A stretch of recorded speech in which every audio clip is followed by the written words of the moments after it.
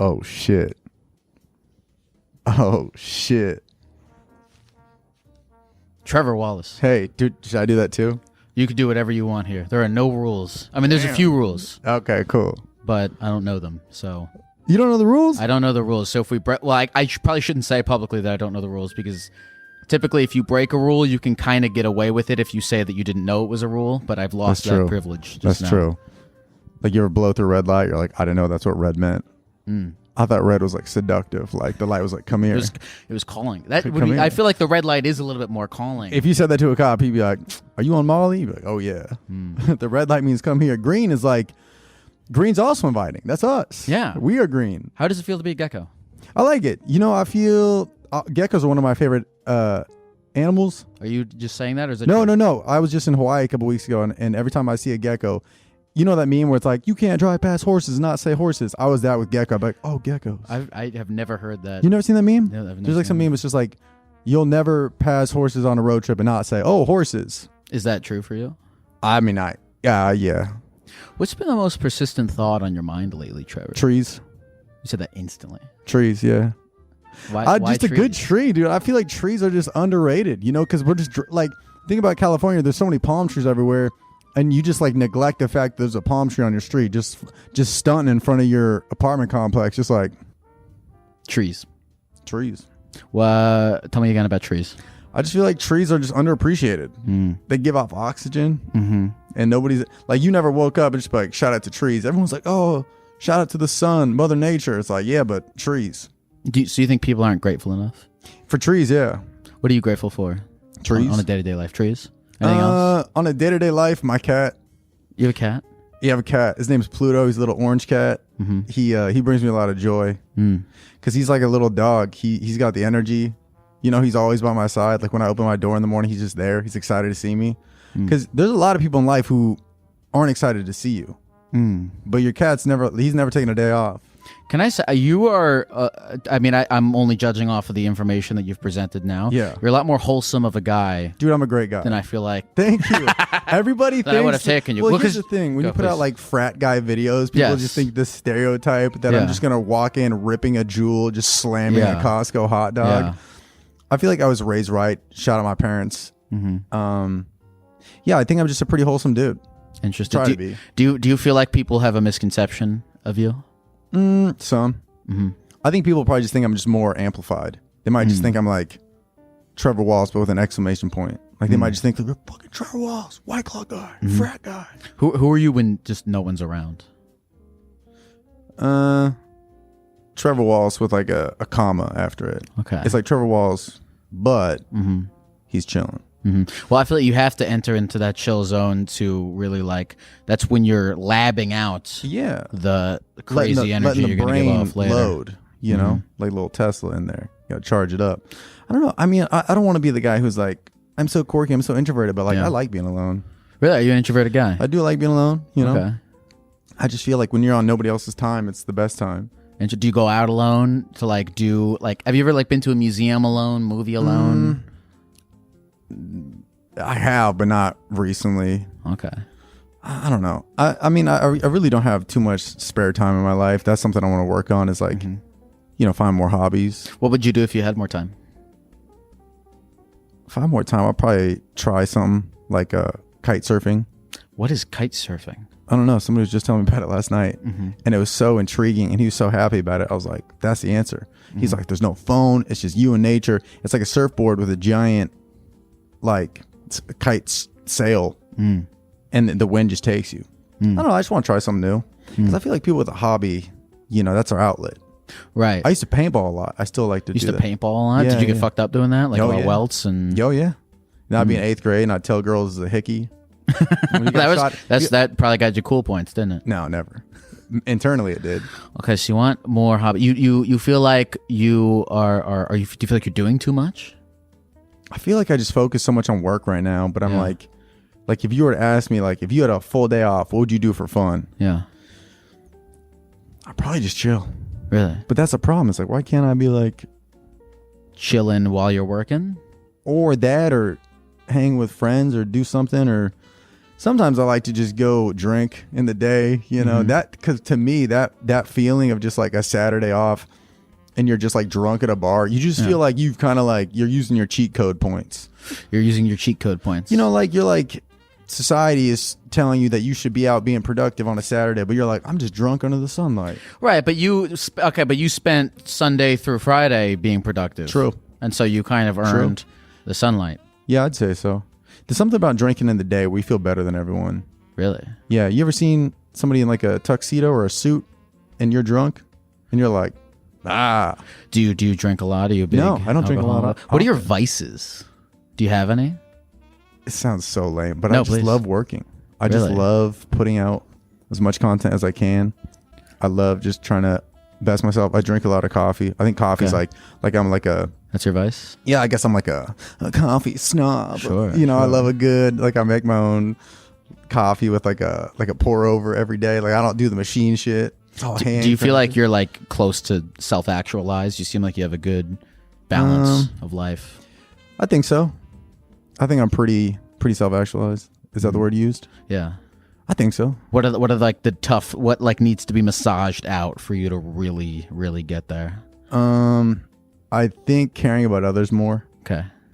I think I'm just so like gung ho on just being like this. Let's make the career. Sure. But I feel like, you know, that like there's probably some like people I haven't reached out to.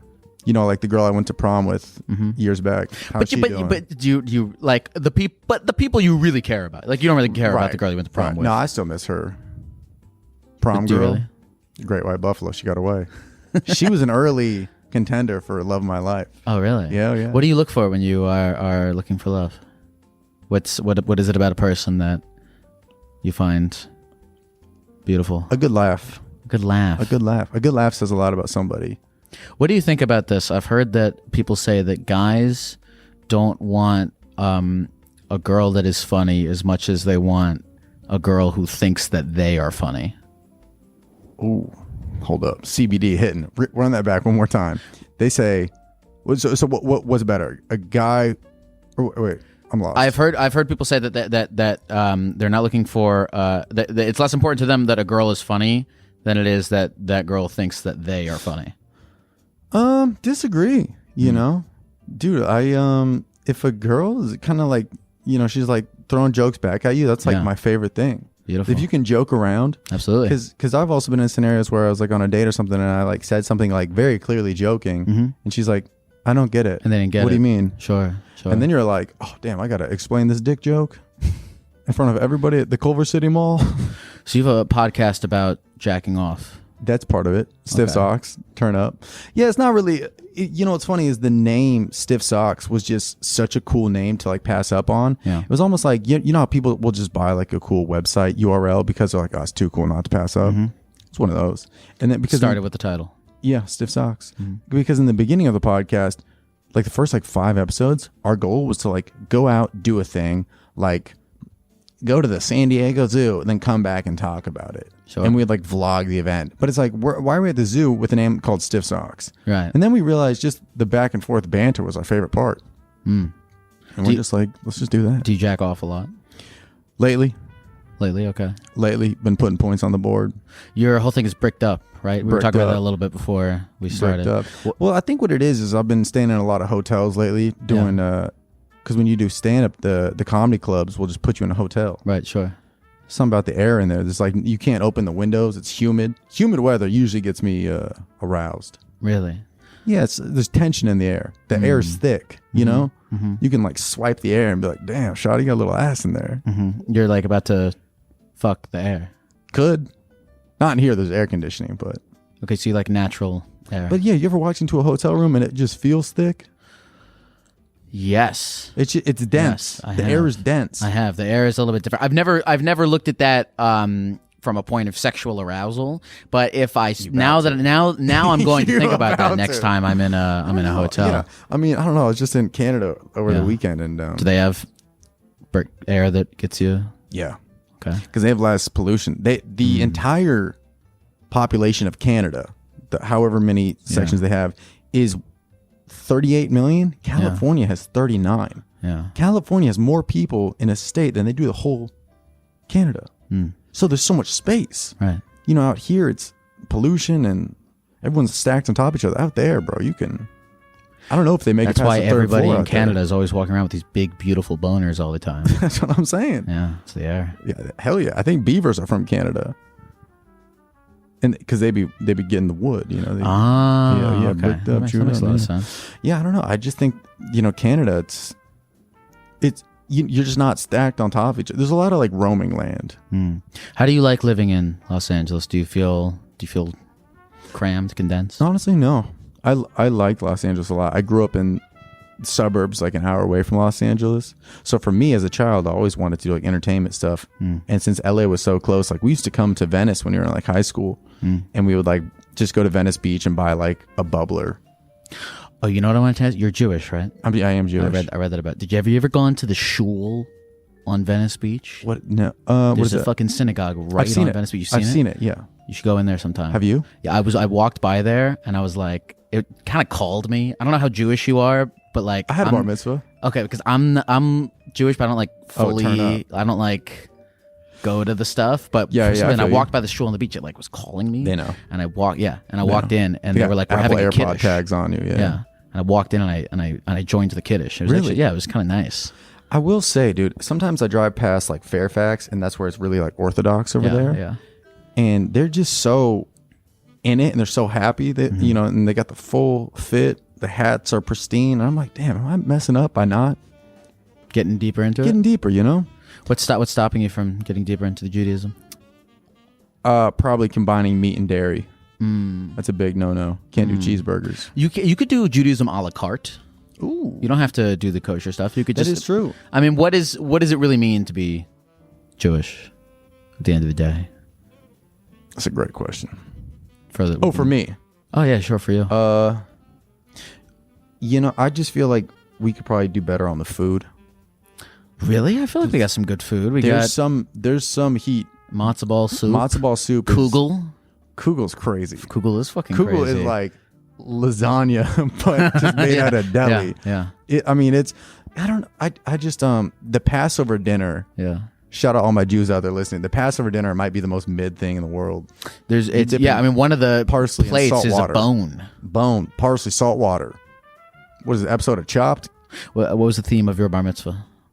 I don't know, but I had a sumo wrestler at it. You had a sumo wrestler at your bar Yeah. mitzvah? How much did that cost? Dude, I don't know. I'd love to ask my dad that question. What were they doing? Was it just one? No. You probably need two. Well, it was sumo wrestler suits. So in the backyard, the after party, the backyard, there was a sumo wrestler there, and they brought two Okay. sumo wrestler suits, and they put you in these giant suits, and then you'd wrestle each other. Okay, I thought it was like just two giant guys, and you're like, those are my There uncles. was one guy who worked for the company, and he was a larger male, but he was like showing us how to do it. Do you keep in touch with most of the people that were at your bar mitzvah now? I want to loop back to you saying that you could care more about other people. That's true. Not really, just my parents. Some So cousins were there. You don't keep in touch with friends from like childhood or anything like that? Oh no, that's not true. I do. Yeah, I just talked to one of the guys that was at my bar mitzvah yesterday. Actually, Oh, really? my buddy Jason lives in Austin. When you say that you could care more about other people, who are the people that you need to reach out I think it's to? a lot of like friends that I grew up with, or like friends that I went to high school or college with. Yeah. Because I don't know, sometimes they'll just like send me a meme and I look at it, I'm like, okay. But instead, I could just be a normal human and be like, haha, man, that's a good one. Keep Well, them do coming. you like it? I like it. I have. Okay, to. that's leaving people on scene is like that hurts my heart. at a certain point though. I'm trying to learn this. Your life becomes so much better when you become just fully okay with leaving people on red. Really? Because it's impossible to. I have to it like doesn't matter it, who you are. something. Well, it doesn't matter who you are. It's impossible to answer every single fucking thing. That is also true, but I do know how it feels to be on the other side, where you're like, oh, sounds good, I'll see you tomorrow, and it's just a scene. You're like, no excitement. Yeah. Nothing. But I think I dig, and I think that's a comedian brain in me. I think I dig too much into context clues. Like if somebody says the word sure, I'm like, ooh, whoa, red flag. Like, but hey, you want to go get lunch tomorrow? Sure. I'm like, well, that wasn't a yes, wasn't a no. But then, do you think was that a sure. person who said sure, do they know? I don't think the they're thinking about it vibes like that they're that. giving out. No, or I don't do think they so. think, oh, guys, sure. Like they don't think about it too much. So if you're No. thinking, you're reading too much into a thing that I they're am. not even trying to put out. I think I read too much into it, but I just know how I use the word sure. And I know that if I say the word sure, it's probably not me being excited. Are you on a higher level of self-awareness than most people? I have done mushrooms, if that's what you're asking. No, I think I'm just more conscious of the things that I do now. I go to a lot of therapy, and I think that really helps. Okay. I really like it. It just makes you question the things you do instead of, because so much of my life I used to just be like, I'm right, people around me are wrong, which is not a great way to think about it. And I think that's just me following in the footsteps of like others, or just like what I adapted. But now it's like, you know, I'm able to understand a little more of why I do things, and then be like, oh, you know, I really don't like that about myself. I'm going to work on that. Can you give me an example of something that, you know, in therapy you recognized about yourself that you decided you didn't like? Yeah, sometimes I would just, like, if I was in a rush, like, and like an Uber driver was like, you know, like fucking up or taking a weird turns, or like they like missed a turn, I'd be in the back like, what the fuck, what is wrong with this guy? This isn't it. But it's like, or you could have left the house 5 minutes earlier. Right. Taking more responsibility. Yeah, this guy might not know this. Yeah, it's more responsibility on myself, and just kind of considering others a little more. And just understanding that it's not just all about me. And I think that's a big problem that I deal with, is just being like, you know, not everything revolves around you. And, you know, just considering that other people are doing a lot of stuff for you, and just saying thank you every once in a while, just to those people. Just recognizing that people care. This was something you found out in therapy? Yeah, well, it's just kind of like, I would like vent about something, and then he'd be like, well, because the good part about therapists is they don't always take your side. Oh, yeah. Sometimes they're like, well, maybe it's because da-da-da-da-da. True, the good ones would tell you when you're being a dick. Yeah. Oh, yeah. I mean, the amount of times that I've said in therapy, be like, damn, I do be doing that. That's really all therapy is. It's just, and he's got a UK voice, so it sounds... So he can say really mean stuff, but it still sounds good. It's like, you're fucking up your whole family. And I'm like, you fucking up your whole family.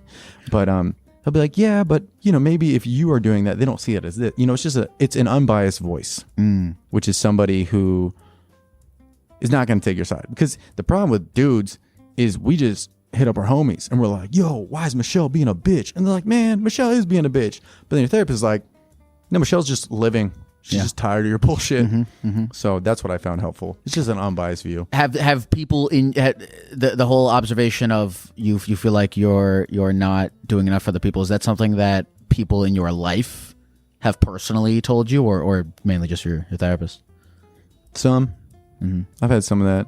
But then again, it's like, I don't know. Like, you ever tried, dude, one of my friends reached out to me during the pandemic. I hadn't talked to him like 3 years, and I saw his name pop up. He blind called me. I was like, man, this is great. And 3 minutes in, he starts complaining about the government is watching us through the phones. And I was like, this is why I don't reach out to people. Sure.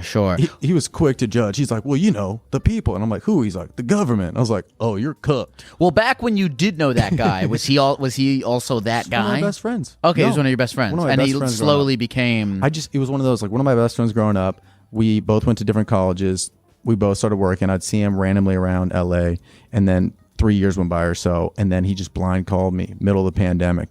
To be fair, everybody in the middle of the pandemic was a little off. That was actually, I feel like, a great time to connect with people you haven't seen in a while, because everybody, like, because, you know, normally it's like, oh, you live in this part of the country, I live in this part of the country, that's why we don't talk. But now we all, doesn't matter where we live in the internet, so we are brought closer together by the far apartness. Yeah, everybody was on the same page, which was nice. Yeah. Like you didn't call anybody during the pandemic and be like, hey, how you doing? They're like, good. Never. You're like, hey, how you doing? They're like, shambles. Trying to figure it out. I just Lysol'd a pear. How do you think I'm doing? The common grief brings us all together. Yeah. And it was like wild to see, because even, you know, there was like 6 months during the pandemic where I didn't do any stand-up. And then once stand-up started opening up again, it was all these like outside venues. And you forget that, like, even the greats, like Bill Burr was doing the same show as some of us, just because he hadn't been on stage in months. And he's working out jokes off a notebook. And you're like, damn. Everybody's on the same page. We've all been taken down a peg. Yeah, granted, he took off back to arenas 3 months later, but still, there was this moment where everybody just restarted the Nintendo, and now we're back. Who's taking first place in Mario Kart? Feels like nothing ever happened. It does. It's wild. Trevor, do you want to take some calls? I would love to take some calls. I know how frustrating it is being on hold with like AT&T. Are they listening to music? Yeah, they're listening to like really dark organ music, actually. Really? 100%. And the only reason for that is because I do not know how to change it. Did you ever have a ringback tone? Somebody was just telling me about ringback tones, and I don't know what that is. Wow. Do you say how old you are online? Sure. Yeah. How old are you? I'm 24.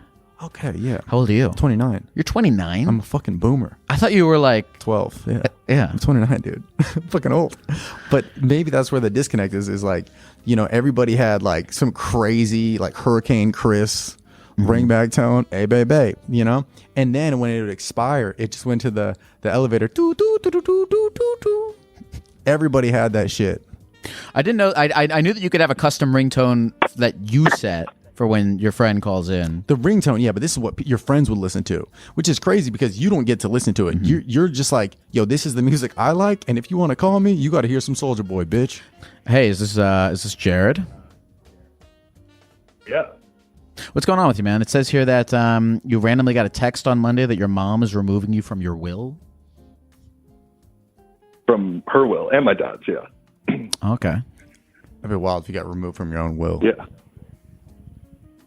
I feel like you shouldn't. I feel like you shouldn't be on your own will. I'll save myself $5. Jared, why did your mom remove you from your will? I don't really know. Like, she just texted me and she was like, hey, like, me and your dad are going to the lawyers and we're going to take you off the will and put everything in your sister's name. And I was like, that's a lot to give me through text in the middle of a Monday. Text is crazy. So I called her and I called her that night and I was like, what's up? Like, why are you doing that? Like, that's just so bizarre out of nowhere. And she's like, well, if we die, like, we just think it'd be easier if your sister sorted everything out for it. And I'm like, well, yeah, but I'm going to be around. Like, I don't understand why I'm not in the will. Yeah, And I had to, women do be fight with them. organized. Do you feel like your And, mom does not trust you? No, I think my parents trust me a lot. I just don't know. There is something that should be known too. My sister is a funeral director, so she deals with wills a lot. Oh. So that's kind of why, like, I think that's kind of their thought about it is like she knows how to deal with wills, but legally, I'm not in the will. You know what I mean? Wait, so is a funeral director somebody who like plans weddings but funerals? Yeah. Okay. And Jared, Exactly. what do you do for And then work? she, If you don't like- mind me asking. What do I do? I'm an engineer. Wow. I would trust you with money. Have you ever Yeah, done I think anything I'm in the pretty fine. past to piss off your parents or damage your relationship with them or make them think that you are irresponsible? I mean, when I was in university, I would like party, but I'd spend a lot of money partying, and like my parents were like, "You're really bad with money," but I'm like, I'm in university. Like, it wasn't excessive. It was just like once a month, maybe.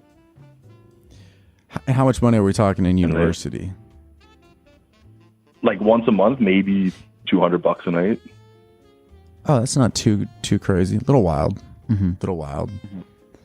Yeah. But It sounds to me And they think I okay. can't. So I understand that you are thrown back by this, but does a small part of you kind of get where they're coming from, considering that your sister is a funeral director? yeah, no, I understand where they're coming from. My issue is like why just cut me? Like, you know what I mean? My sister and I could sort this out. Like, we're two adults. Like, she's 29 and I'm 24. Like, we could sort that out right now. Okay, and she's older than you. She's 29, which is a pretty elite She is age older. to Yeah, be. that is an elite age to be. I agree. That is pretty wild. It sounds like you and your sister need to make not a will, but a will for the will. Like, an agreement. a will for the will. Like, yo, once you inherit all this money. Yeah. But that is weird that your parents. But would that's do what I'm that. saying is like, should I just push my parents and be like, instead of my sister and I going off and just doing it on our own, just push our parents to be like, just put me in the will. Like, and it's the same thing. Yeah, I think for legal reasons, you should try to get up on that will. Just because I don't know your sister, but, she might run off on the plug twice, if you know what I'm trying to say here. She She's could. probably been looking She at could. wills her entire career and seeing how much money's going on in them and being like, one of these days, Yo, I'm gonna get my ass in one of these. I'm gonna make some money. Yeah. And it was her idea for them to go renew their will. You can renew a will? After so long, yeah. So currently, for my parents, all their will is going to like my great uncle, which is just weird because Yeah. like Do you come from a wealthy family, would you say? Oh no. Okay. How much money do you think we're dealing Like with? that will's not going to be pretty. Okay. Like Talk that shit, Jared. A house, and then like maybe like $100,000. Maybe. That's money. No, that's good money. That's a nut. I would, yeah. I mean, I would. Or is there anything that you can take from your parents now and be like, "What's up now? You're not invited to my 25th birthday party. Can you like put something on the table?" Right. What's your leverage at this current point in time? Because you know you're an adult. You got to put some, because they're trying to call your bluff right now. Now you got to push back. It's like you're playing. You ever play the game bullshit? You're like, I got 4 aces. You got to be like, oh, that's crazy. You're taking me out of that. Well, here's my gamble. Coming hot. Do you have anything that you can use as a leverage point in this negotiation, or are you empty-handed here? No, I'm pretty empty-handed. Like, I'm just kind of hanging out. Like, I live on my own. I don't even live in the same city as them, so it's like, I guess I just don't talk to them. How would your life improve with this money? Why do you even what would need you do it? with the money? It's not really about the money. I'm not that like. It's about the principle. I'm just more It's about upset that they're just like cutting me out of the will. Yeah, it's harsh. I remember my mom cut me off the phone bill 2 years ago, and you know it's a total of like $87 a month, but it hurt. I was like, we've been on the same phone bill since like 8th grade, and c'est la vie. You know, we're done. That's it. Everything that you're expressing to us on this phone call, have you expressed it to your mom? Maybe not as detailed, but I verbally told her, be like, I think I should be on the will. Like, it's not my decision, but I personally think I should be on the will.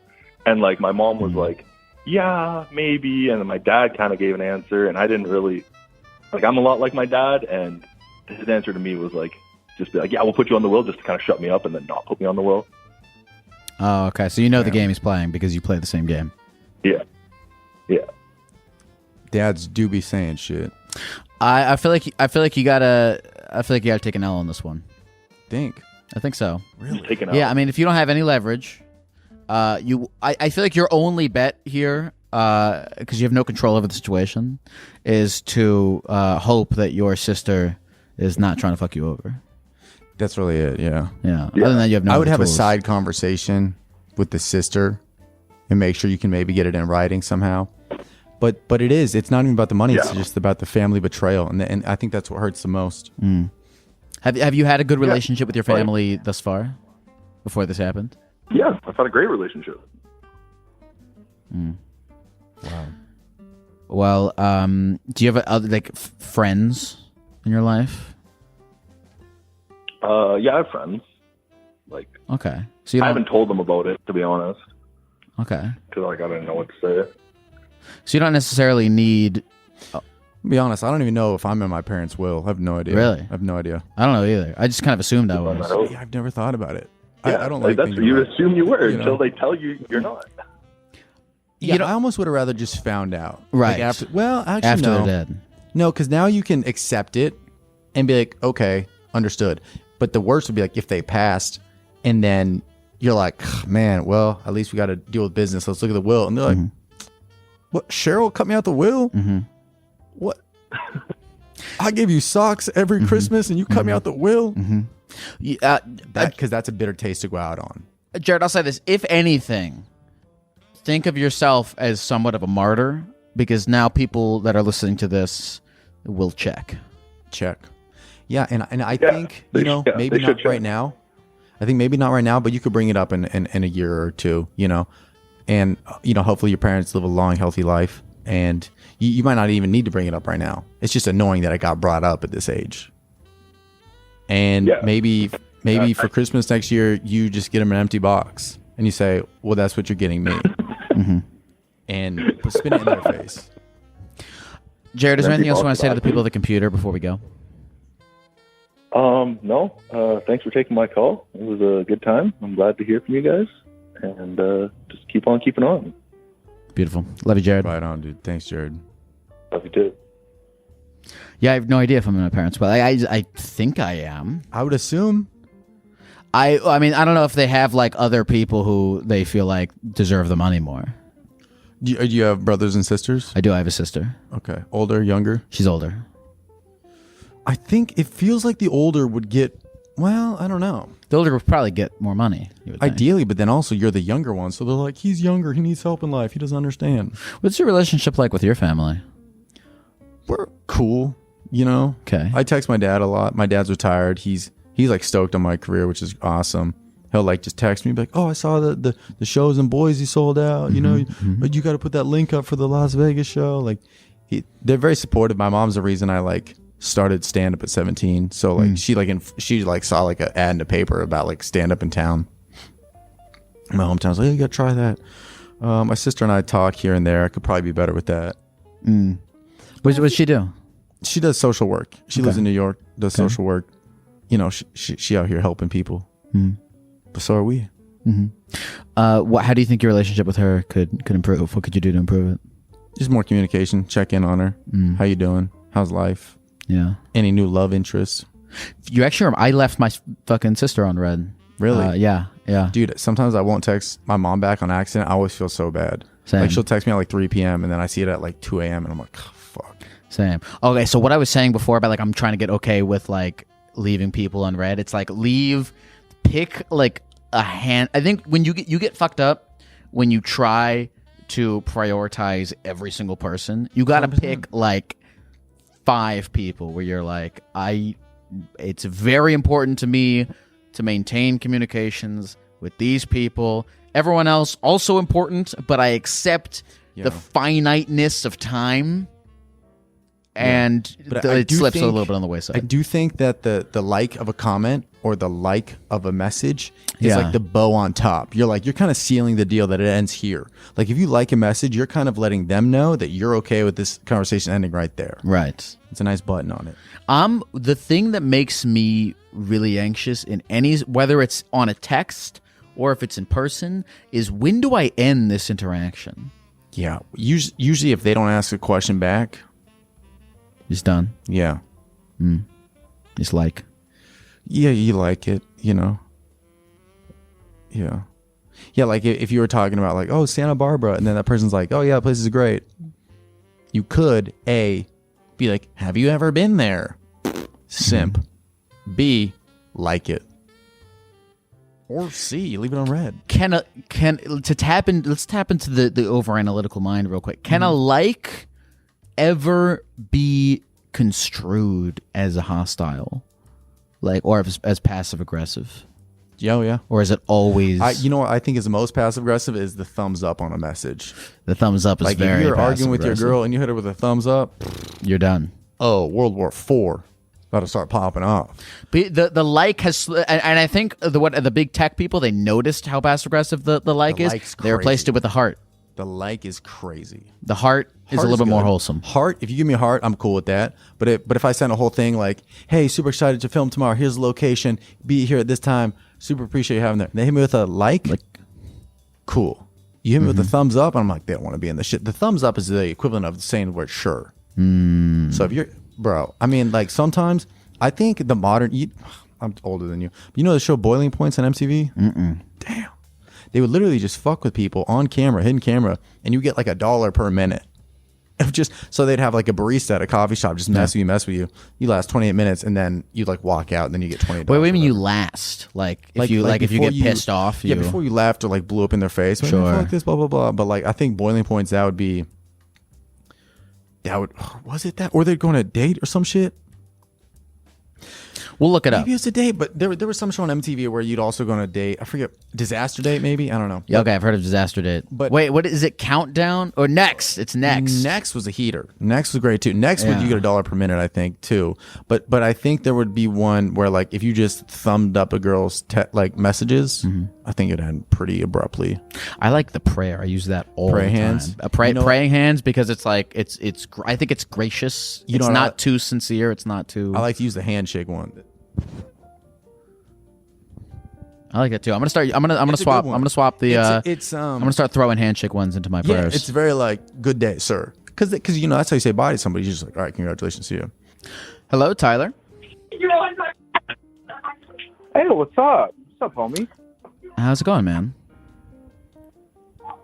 I'm doing pretty good, actually. You know, I moved to a house with my girlfriend, and we're living with 6 other people. It's pretty sick. Was that 6 other people you said?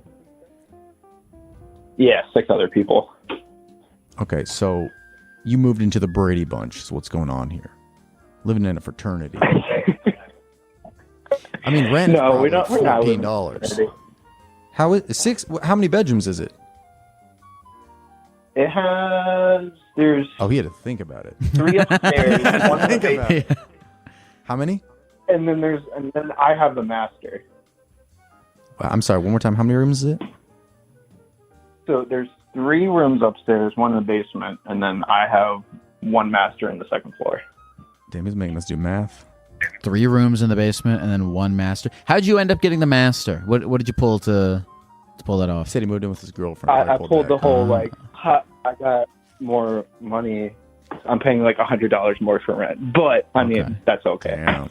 Yeah, when I first moved to LA, my roommate paid $100 more than both of us, and he had a bathroom in his room. And now that I think back on it, he got a steal. $100 for your own bathroom is Yeah, definitely. but when you're like 22, you're like, oh fuck, yeah, sure, perfect, idiot. Should've done it. What is the dynamic like Oh, between hell you and yeah. everybody else in the house? I mean, we were all friends. It was like this weird, like I was friends with this person's friends with these groups of people, and then we kind of like all meet, and then I think we've all collectively been friends for like about 5 years, I believe, maybe less. Nice. I don't know, but yeah. Is a lot of dirty dishes with that many people? Oh fuck no! We are Really? me and one of my past roommate. We used to be very stingy about dishes, and I'm going to apply to this house because dishes are like the #1 problem when it comes to fucking roommates. Tyler, I want to bring this up. It says here that you called in because you have failed at your dream to, as you say, become an influencer. Oof. I mean, yeah. I mean, I Well, you're feel 23, like man. I You got feel, time. Well, tell us this: when you say you want to become an influencer, what exactly does that mean? We talking Addison Ray? We talking Jake Paul? Where are we at? Oh hell no. I mean, like it's kind of like I delved my toes in like the commentary community. Like I like General Sam, Nakey Jakey, like all those people where they just have like a topic and they do like funny edits with a green screen, all that shit. What kinds of things do you want to do commentary on? Like just like stupid shit, like I've done it before and it worked. Like I did have a following on like TikTok. I had like 30,000, but it just like each video kept on going just like less and less views. I wasn't sure if it was my fault or it's like, I don't know, TikTok is like That cracking damn the whip algorithm. on me or something, but I don't know. It's just like, I don't know, like it's hard to having a job you work 6 days a week and work 60 plus hours and trying to do like highly edited videos, and it's kind of hard, and Hate to break it to you, my guy, but you got to do it. That's what I did. I used to work. What's that? I used to work 50 hours a week at a production company, and I'd go home and I'd make videos on the weekend. You really have to alienate yourself. It's fucked up. Like I literally like lost friends, not RIP'd, but like, just like I would spend Saturday shooting, Sunday editing and posting on Monday. And there is time, but it's hard to be distracted because you live with fucking 6 other people. Mm-hmm. There is time, but also I'll say this, bro, you're 23, not to sound like Gary V out here, but you're young as fuck, man. You got time. I do I think look, dude, TikTok fucks with me too all the time. I was just telling him earlier, I was like, dude, why are my views down? This and that, blah, blah, blah. It's hard to get discouraged when your views are down because you're letting your views validate if your content is good. And that's not the case. It's just the algorithm being hard to get. Think about the algorithm as like a bar. You're like, man, fuck this bar. I'm going somewhere else. Try commentary with a different style, different format. Do a short one, do a long one. Don't let the views get you down because views fuck with me, dude. Also, yeah, commentary stuff is every produced time I pretty fucking highly. looked at it, I It's mean, every easy time I to looked at the views, I was just got morbidly depressed and shit. And I mean, it's a total gamble sometimes too, is because like, you know, if I try to do the whole like influencer thing and go that hard, you know, I miss chances of seeing friends or family, and I feel depressed about that. But you know, if I focus on family, friends, and work, you know, I get depressed and I'll achieve something I really wanted to do. Let me ask you this: is your mom or dad verified on TikTok? Oh no. See, that's what I'm saying. You can't be hanging out with them, man. They're just chasing the clout. You know, you got to just be like, Mom, Dad, I'm really out here. I'm in the hype house now.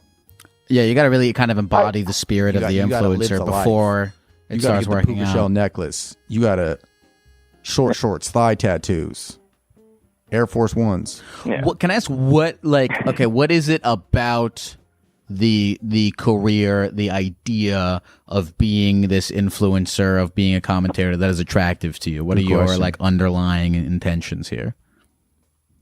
I think the main thing is just like seeing everyone's reaction and seeing like laughing or, you know, think it's like an awesome video. I wouldn't say much of an attention thing, but like more or less just like, I don't know. I like seeing people's reaction on something I created, you know, like the top of my head, you know, something like that, you know. I really love that shit. I mean, like, I'm not talking about I want to be like mega famous, but like at least having like a following seems really cool, you know what I mean? Yeah. I mean, that's a good answer. Because I think anybody who answers that question, they go, oh, I just want the money, then, you know, it's probably not the career for you. But I like your answer where you're like, I like seeing the enjoyment it brings to other people. So I do think you still have the right mindset for it. But yeah, I mean, there's so many outlets you can kind of like quote go viral on. So I would try different versions, you know, instead of maybe shooting this whole thing that you got to edit and you spend like 4 days working on for YouTube. It's like people do get successful using like the TikTok green screen app. Like that feature. It doesn't look as good, but it is much quicker. So if you're, you know, worried about seeing family and friends and all that stuff, there is mediums where you're like, okay, maybe I won't shoot a whole 10-minute video, but I can do the same commentary real quick on my lunch break or something. Yeah. And then what you said, man, like finding a medium that really works for you, and that is like not, you know, because if it's going to take you an entire, you know, a whole month or a whole several weeks to edit a video, then you're not going to be able to have as many like at bats at the internet. Yeah. And you can still do those long ones, but it's like the way I think about it is when you make these short, quick videos for TikTok or something, those are kind of the bait to attract people to your page where they see the main stuff. Yep. They're like, oh, I saw 30 seconds of him here. Oh shit, he does this in 12 minutes and it's really well produced. Yep. Yep. So I think do all. Yeah. You don't have to stick to one, but try both. Yeah, I'll almost definitely do that. I mean, I feel like I delved in that a few times, but I'll definitely keep trying. I've been taking a long break and really been thinking about it. I've been thinking about actually just branching off to YouTube as well, trying to do it multiple platforms to see what sticks. So, well, also what's nice is, you know, at the end of the day, you will still have a guaranteed 7 views because you got 6 people you live with and your girlfriend. Mm-hmm. Could even be 8 if you watch it. What's your thing? I'll let you plug. You want to plug? Oh, plug it. Plug us. Where you said 30K on TikTok. Where's it at? Yeah, sure. It's Tyler spoken. Tyler has spoken. I like that. That's pretty light. That's pretty good. That's confident. That's pretty good. Tyler has spoken. Yeah. Period. Yeah. Mic drop. Damn. Yeah, I was trying to go for like a Tyler the Creator kind of vibe to it. You know, that's how I got the inspiration from it a little bit. Well, I'm excited to hear. What if he's just like an alt-right commentator guy, and we just plug him up? Well, I'm excited to hear you speak. You have spoken. You got to keep speaking. Tyler will be speaking. Yeah, I've been spoken. Tyler, is there anything else you want to say to the people at the computer before we go? Yeah, I mean, follow your dreams. Don't fuck up, you know. Keep chugging along if you even did fuck up and all. Well, Yeah. Tyler has spoken. Thank you, Tyler. Tyler has spoken. Turn up. Thank you, guys. I love you all. That was nice. Yeah. I think he threw me off in the beginning when he said he's like, oh, I want to be an influencer. I think the word influencer just kind of has this like grimy taste to it. Yeah, yeah. So when he was like, I still like people like watching, I like the reaction. Yeah. I was like, all right, there's some good here. Yeah, you know? he wasn't like, I want to go take pictures at the beach. And Yeah, because that is the exactly. whole thing. I think if he phrased it, he's like, I wish my commentary on YouTube would be better. Then, that's a easier thing to digest. Right. But if you just, praying to Jesus every night, you're like, I want to be an influencer. Might be tough. So you were grinding hard, 50 Grinding hours away. a week. Okay, so the things that he was describing, like shutting yourself out, not having enough time for friends and family. Dude, like, were you it experiencing all was 100%. I didn't hang out with, the only people I hung out with were video people, right? I would like go to work, and I worked in downtown Los Angeles for this production company, All Def Digital. And they had a big YouTube following, so I was like uploading all their shit in the day. Then at night I'd do open mics, and then on the weekend I'd make videos. And then I would just like I was like, I'm gonna hold myself every Monday. I'm gonna put out a new video. And after like 2 years, like 2017, I had my first video hit. And then for me, I feel like it was just like each video that I put out was like more wood for the fire. I'm like, let's just keep this fire going. Right. Just put more logs on the fire.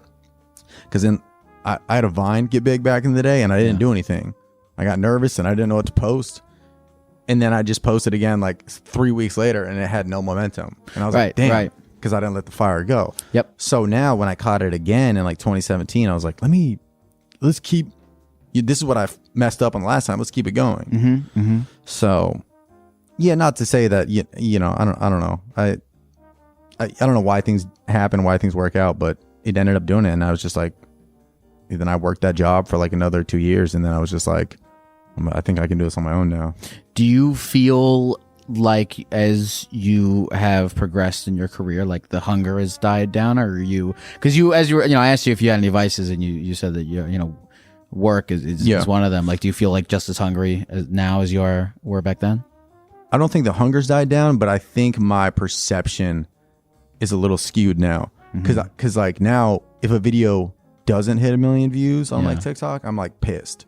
Yeah. Which I'm like, what is wrong with me? Well, okay, it was the first thing that we were talking about right when you came in here is before we started streaming was you were talking about like, my TikTok views are, getting and every single person who makes content for the internet has that thing where they're like at the video and they're like, fuck. But there's like a weird there's like a weird hedonic treadmill thing where like you've had videos that get like 20 billion whatever views, and then you adapt to that. For no rhyme or reason. And then you kind of adapt to that. And then you're like, okay, if a video doesn't get at minimum 1 million views, you're like, what the fuck?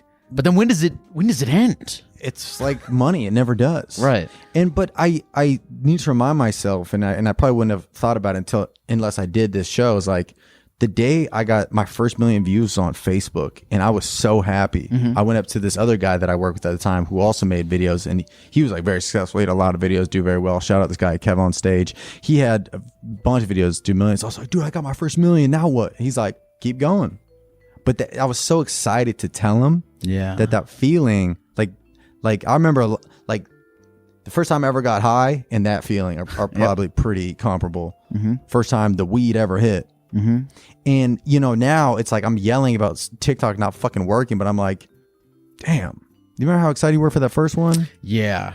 So it is like, it's I don't know, but it's just a nice to look back on perspective of that. It's easy to lose that because I also, you remember back when like you had like a baseline that your videos would do. Yeah. And then your baseline keeps going up. And then when you don't hit your baseline, you have to be like, well, remember when this is like, I know. The baseline I have now is so much higher than it was before. And then you have to kind of put into perspective like. So I think my hunger levels haven't like tampered off or anything. I think I'm more just, what's the word I'm looking for? I don't know. I don't know. I don't know what the word I'm looking for is. Like I'm still just as ambitious as I was then, but I think now I'm just you have more like a better spoiled, relationship maybe with spoiled, or I don't know. Like not a bad relationship. I think I'm just more like salty towards my own views. Maybe I don't know. It's hard. I'm trying to be better at like accepting things I can't control. And there's a weird thing with social media views where it's like you kind of can control it because you can control the quality. You can control how hard you work. Best practices. You can control how hard you work, and you can do your best practices. But then you have to, after you've done that, just accept that how it's received is outside it's like of your throwing control. a football, which I'm not good at, but you throw a football in the air and it's like if they catch it, they catch it. If they don't, you're like, I did my job. I threw the ball. Who's gonna catch it? Exactly. Is the algorithm gonna fuck with it, or are they gonna spike that shit down and be, try again tomorrow? Exactly. Yeah, you have to be content with before you post the video. When you look at it and you're like, all right, I did my job. Yeah. It's so funny. I fucking did the best I can, and it's in fucking God's or China's hands at this point. I can convince myself to believe anything. If I don't try on a video and I post it and it does like stupid numbers, I'm like, yeah, just because I'm talented. But if I work my ass off in a video and it bombs, and I'm like, well, the algorithm, they just didn't. Like, I can always find something to blame. But in reality, it's like there's no rhyme or reason why some videos do stupid numbers. It's like gambling. You never, if you knew how every video was gonna do, I think that would mess with you too. Like if you knew that having me on this interview would do like less views on YouTube than anyone else, you'd be like, I'm not very excited for it. But if you're like, oh shit, this is gonna do astronomical numbers, then you'd be like overly excited. Then you'd be thinking about it. So it's like it's good to not know how it's gonna do because then you don't create based on the views. Yeah, and the more that you like track your mind to and your happiness and your levels of saltiness. I got to disconnect the two. Yeah, the more you attach your saltiness levels and your happiness levels to the views, you just get fucked. You just fuck yourself. That's something I'd love to work on, is not letting views alter how I feel about my own self. Yeah. It's hard. It is hard.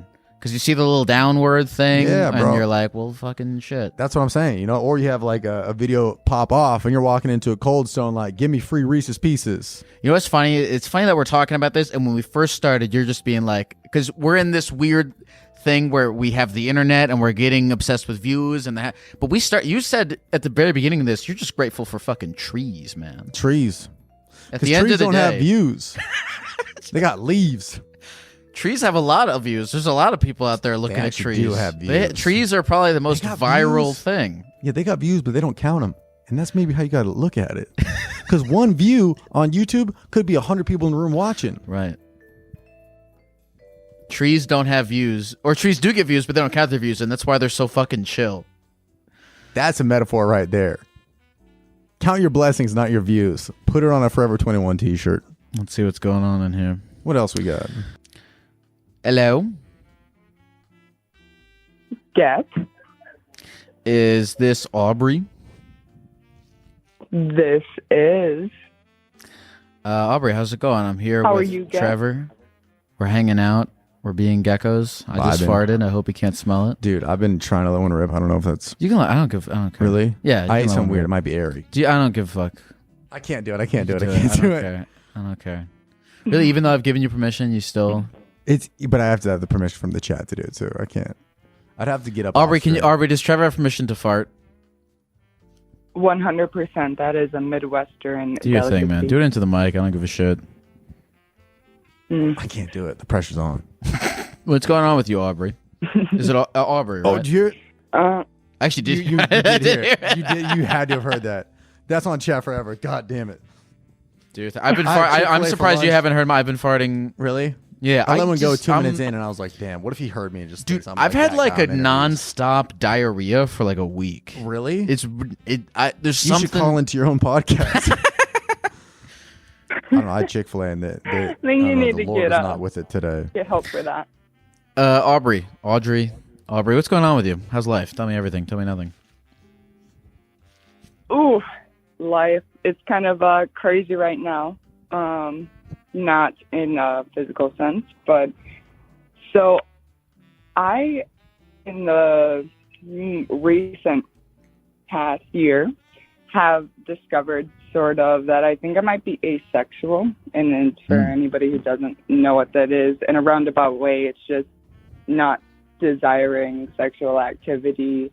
From anyone. Not really needing. Yes, exactly. Yeah. So, and I mean, obviously, I've been sexually active before in my lifetime, but I've never been one to like need it. I've been realizing that people need it a lot. Now, it And also I says don't here know if that you have a boyfriend and that you're having problems Yeah. with opening up to him about Ooh. this. Is that correct? That's 100%. Yeah. So he actually lives out of state right now, and he is moving here next month. Okay. When you see him, do you feel anything sexually, or you're just like, oh, I'm just glad to see him, but there's no like sexual tension? Yeah, no, there's no like, I want to jump your bones moments. It's just, And it's not him this personally. sounds It's really just horrible, but no. it's just you in general. No, it sounds Okay. horrible, but yeah, just me. And I don't know how to say that to him without not offending. Well, I guess, yeah, maybe I It's hard to not take I'm it not personal. Sure. Yeah, Yeah, I think if you come at it from an angle of like, it's not you, it's just what I'm thinking. Because he's probably going to take it personal pretty quick. But if you can spin it and be like, this is just how I'm feeling in life right now, then you'd be like, oh, all right. And then there might be a Wednesday where you look at him and you're like, bring that thing over here. And that thing I'm referring to is his male genitals. Let's get it started. Is he decent Yeah, in bed that's- when you guys that's do fair. the dirty? Yeah, it's nothing off-putting. There's nothing on-putting. Ooh. I'm, I don't have any, like, I don't know the reverse of the ick. I'm not sure how to put it. Okay, so you're not necessarily like disgusted or icked out by sexual activity. It just does not particularly excite you. Do you think? Yeah, and I would say, go ahead.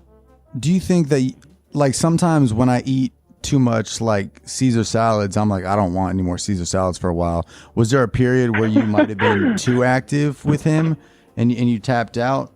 You know, there's only so many times you can have Buffalo Wild Wings before you're like, no more B-dubs. Yeah, that is true. But no, we had so for our entire relationship so far, we have been living or being long distance. He's out of state.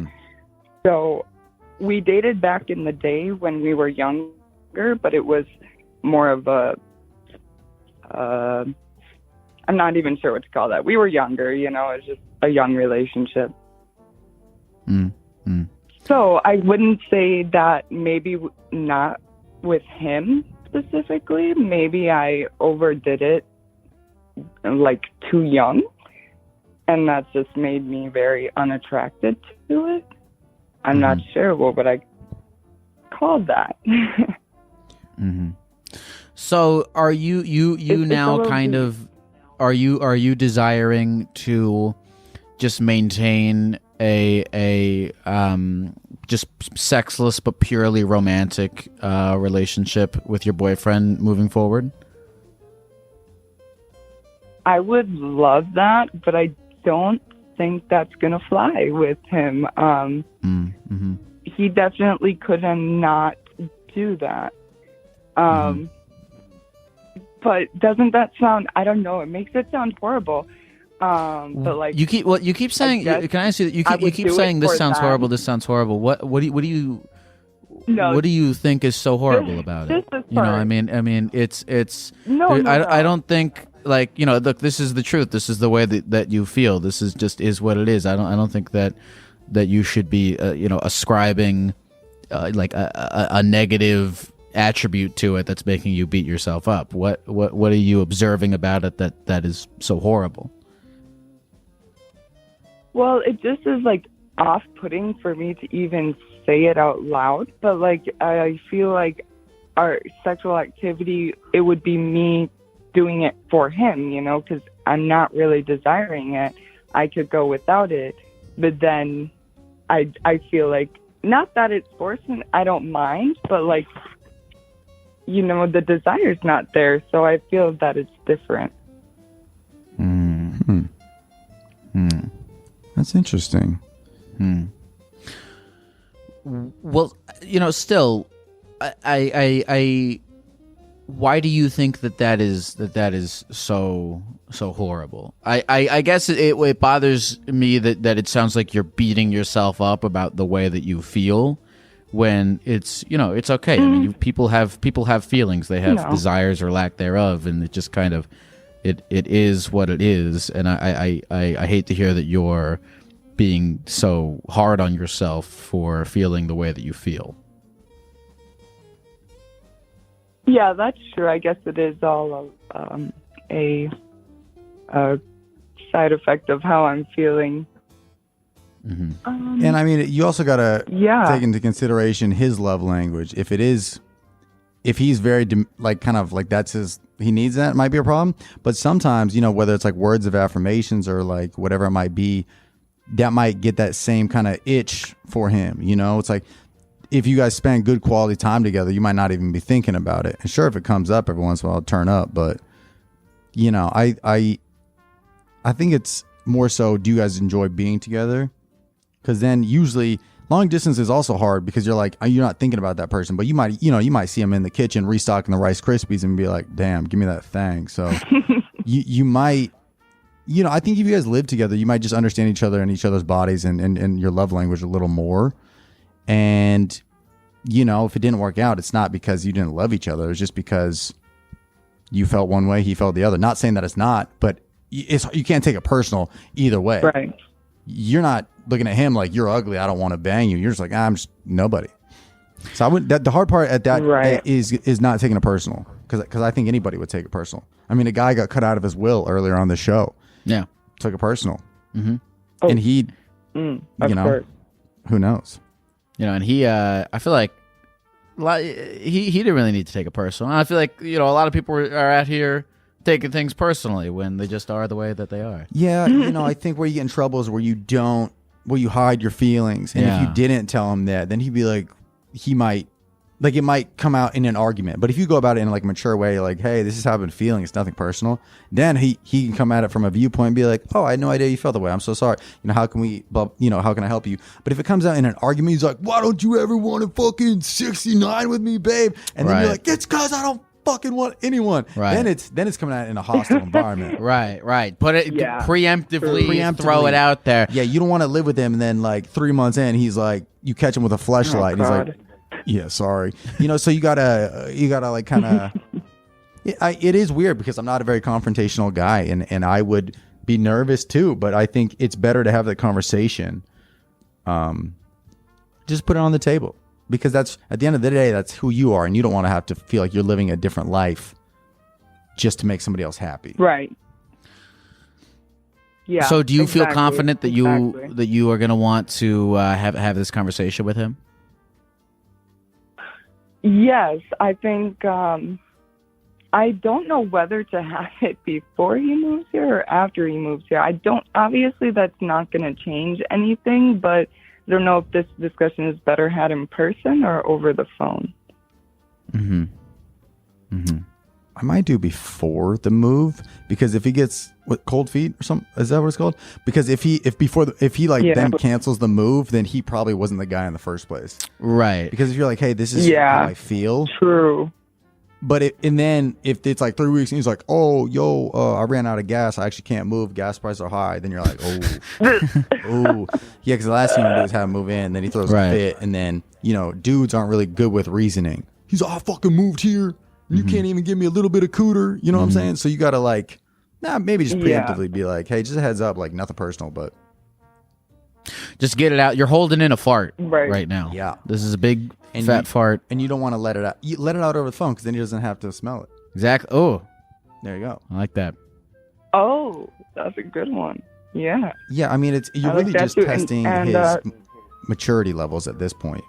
Because if he really wants to be with you, he'll be like, yeah, it's not a problem at all. As long as you can enjoy each other's company. Enjoying each other's company is so much better than having like a crazy sex life. Because it's cool in you're the bed telling for me. I know all about it. 6, 7, 8, seconds, minutes, whatever you're out here doing. But then you spend the rest of the day with them. It's like, if you can enjoy your time together, that will go so much farther than any bedroom chemistry. And that's coming from a Yeah, gecko. I agree. And geckos are very Geckos Sexually smell bad. very sexually active. Are they? Animals. I actually know very little about geckos. Damn. I know that they can stick to any surface except for Teflon, but that's the only fact that I know. Teflon. Interesting. Aubrey, is there crab anything gecko? else you want to say to the people of the computer before we go? I just want to say shout out to Manitowoc. I know Trev Geck is Manitowoc Minute. I grew up there. But Oh yeah. I yeah, was on that's that. it. Peace out, internet. Thank you, Aubrey. Thanks. How do you feel like now that you've kind of been sitting in the costume for an hour? Do you feel like you're I getting feel comfortable. gecko-y? Like I almost forgot that I was wearing this. Yeah, that's what happens. I walk around outside forgetting that I'm wearing this. It's funny if like you probably don't smoke cigarettes or anything, but it would be a funny visual to look outside and see a gecko chain smoking some like Marlboros. What about me makes you think I don't smoke cigarettes? Nah, you smoke for sure. I don't smoke cigarettes. You're actually right. You just seem too calm, and I feel like How do you know I'm not calm because of the cigarettes? whoa, I didn't think about that because usually from experiences I've met with people that smoke right before they do a thing, Yeah. like if the episode started at 5:57, you're like, I'm gonna go rip Smoke this real thing. quick. Sure, Yeah. sure. Do you smoke cigarettes? I don't. Have you ever smoked cigarettes? One time in 8th grade, my friend Jordan brought over a pack of cigarettes, and he was moving. So he's like, we got to smoke an entire pack. And we went outside in the riverbed and we smoked an entire pack, just me and him. I mean, you never want to do it again. One sitting. Oh, I was so nauseous. I felt like I was on a roller coaster, but I was sitting down. That's why they do that, right? But it was so funny. Like I was excited to go do it. And then we just like by my parents' old house, there was like this like riverbed. There was like this like creek and shit. And we just went in this alleyway and we just chain smoked like 7 cigarettes, barely even but like literally 8th grade going into our freshman year. It was just, yeah. It would have been a really funny visual to look outside of your window though at night and seeing like 2 8th graders just chain smoking. You're like, what the hell are they so stressed out about? You smoked all the cigarettes that you like had sort of padded out throughout your life, but you Yeah. just did it in one sitting. At one point, I had 3 cigarettes in my hand, all lit. And you smoked them all at once. Yeah. It sounded like the coolest 8th grader. Oh, dude, it was like ripping a Hemi. This shit was. I felt like it was fucking truck month. It was crazy. Do you get high? Do I? Yeah. Yo, yeah. Like, I'd say like maybe a handful of times a month. do you ever perform a little stoned or a little drunk, or you try to? Not often. I like to just be very like in control. Right. But there used to be a show in North Hollywood. It was an open mic, but they would like book comedians at the end of it to like close it out. Yeah. And it was at a dispensary. And I felt like if the audience was high, I wouldn't mind being too high. 'Cause Sure. There was a level of connection Yeah. Yeah. where if you're high and the audience is sober and you say some fucking cooked ass shit, they're like, what? But when everyone's high and you're like, you know what I'm talking about? And they're like, yeah. You're like, it feels like you have a secret that everybody airdropped to each other. Into each other, and you can only access the feeling if 100%. you're on the same level. 100%. Like if there was a security guard working the front door and he wasn't high, he wouldn't get it. But everyone who's like high, and it's kind of cool. It was like this intimate like weed coffee shop, and there'd be like 20 audience members, and like it was fun because you could literally just like you would never want to try these jokes out in front of like a paying crowd at like a comedy club, but you're like, I'm just gonna. This is some shit I probably wouldn't even put on Twitter, but here we go, and the crowd would be like, oh okay, yeah, Right, because their brains have been opened. yeah. And you'd all like pass around like one joint, so it was like kind of the same strand, so everybody's kind of on the same trip. Those were fun, but then the drive home, you'd always be like, man, what the fuck? Am I floating right now? You ever just forget that driving high is like extremely illegal? Oh, yeah. Yeah. You ever look up on your dash, you're doing 45 in the middle lane? You ever seen those billboards that say this is a sign not to... Have you ever seen one of those while you're high? I don't know if I have, but I've seen signs to drive while I'm not high. And usually it's like seeing my dashboard when I'm going 30. Yeah. And people are flying past you. Yeah. Well, at least I feel like it's because if you drive high, you're probably going too slow. But it's the people who drive drunk that go fast and kill a bunch of people. Oh, yeah, that is and... interesting. Drunk, you drive fast. High, you drive slow. What do you drive the appropriate amount on? I feel like meth. Yeah. I feel like driving high would be okay, but only if everybody on the road was high. Yeah, I think you could drive high in traffic, but I think I overanalyze everything too much. Like when you drive now, like you don't think about what your feet are doing. Sure. But if I was like high, I'd be like, whoa, too much gas. I think I would try to drive fast if I was off the weed, and I'd be doing like 67 and be like, this is too quick. There's a turn coming up. Man, driving's fucked up. it's wild that we all trust each other on the road. We listen to small white lines to be like, hey, stay in here. Okay. A carpool lane? We listen to that? We're like on a 2-lane street, we're like jousting, dude, with the fucking cars. And then we're getting high, we're getting drunk, we're doing meth, and the fact that anybody can just get in a car and then use it. Yeah, you can get a car when you're 16. 16. Isn't that insane? It's wild. It blows my mind that we all just listen to streetlights and directions. Some people don't, but they're usually in jail. But it is wild that you're like, here's a car, figure it out. I think you should we should roll with the whole trying to change. I don't know who you would campaign to or lobby to for this, but changing red and green. Because I do agree that red is a little bit more calling. I would do, instead of red, I'd do like a violet, like a purple. Oh. Because it's red's like, fucking stop. But purple's like, hey, man. What you doing over there? Come to a slow stop. It's like jazz. Like, yeah. Hey, why don't you sit here and enjoy it? Red's too like, fuck. Well, I don't know what yellow does. Yellow's really just... Yellow's very passive. Yeah. Yellow's also just like time to nut up or shut up type shit. I don't know. My dad stops at yellows. I tried to get this joke to work on stage once. It's like, you could tell how old you're getting based on how far you stop back from the red light. My dad stops like a football field away from the light. Just so much space between him and the crosswalk. You know what? That's smart. I feel like you have a better chance of not dying than the people who they try to gun for the yellow. Let's see. But if you're like 15, you stop in the crosswalk. You're like on top of a bird scooter. Let's talk to Kevin. Hello. Hello? Oh, they're in the car. They're in the car, dog. He probably running yellows right now. You in the car? What you got? Are you in the car right now? Trevor Wallace! What's up, dog? Are you in the car right now? Are you being safe? Gecko? How's it going, brother? Are you being safe, dude? I am in the car. Can you hear You're me going to get a better? GWI. What kind of car are you driving? I drive a 1998 Honda Accord 5-speed. All right, Kevin, I can't hear you at all. You need to pull over, get us off the car phone. Can you hear? Can you hear me better now, though? Yeah, I can hear you better now. Yeah, I can hear you. What's going on with you, Kevin? Okay. Wow, AirPods really do suck on your stream. I'm sorry. Damn. I'm doing good, though. I'm doing good. I just got off work. Just signed out. Going home. There's a little pond next to my work, actually, so I was just fishing for like an hour, watching their stream. Kevin, it says here you just broke up with someone who then revealed to you that they are pregnant. Yes. Yeah. Okay, tell us what's going on with that. Yeah, I'd be by a pond too if I were you. Contemplating, yeah. So yeah, we have a baby together already. I love her very much. Except we were having really big issues. We both drank very, very heavily. It didn't help anything really, and so we were planning on splitting, going our separate ways. It was a mutual thing pretty much, and then she dropped that on me and kind of made me rethink everything, obviously, because I love my kids and I love being a dad to my kids, but we still kind of clash a lot. What do you guys clash over? We don't drink anymore either. Just really anything. There's things like say that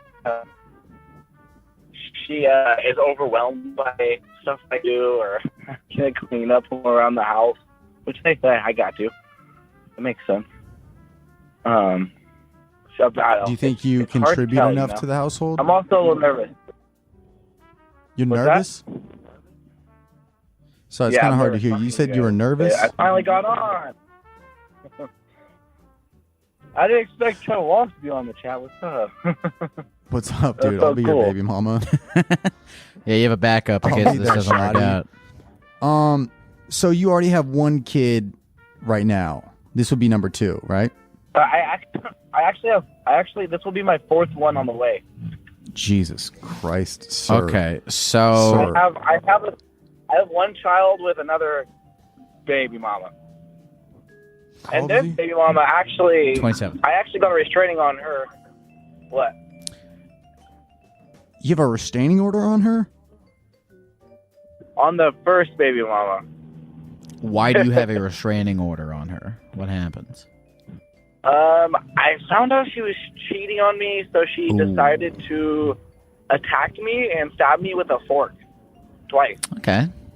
This is a pretty good reason to have a Plastic or restraining metal? order. This was like 5 years ago, 4 years ago. Okay.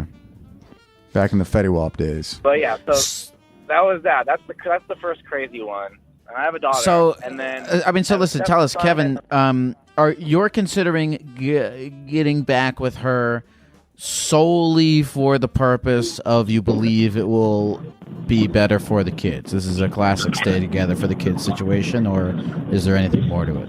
Yes, that's the main reason. It's to be the kids. Like, even when I was gone for the month, when I was gone, my little baby and my stepson were just they didn't like it very much. It's really hard on them. And I mean, I do love the woman. I do love her very much.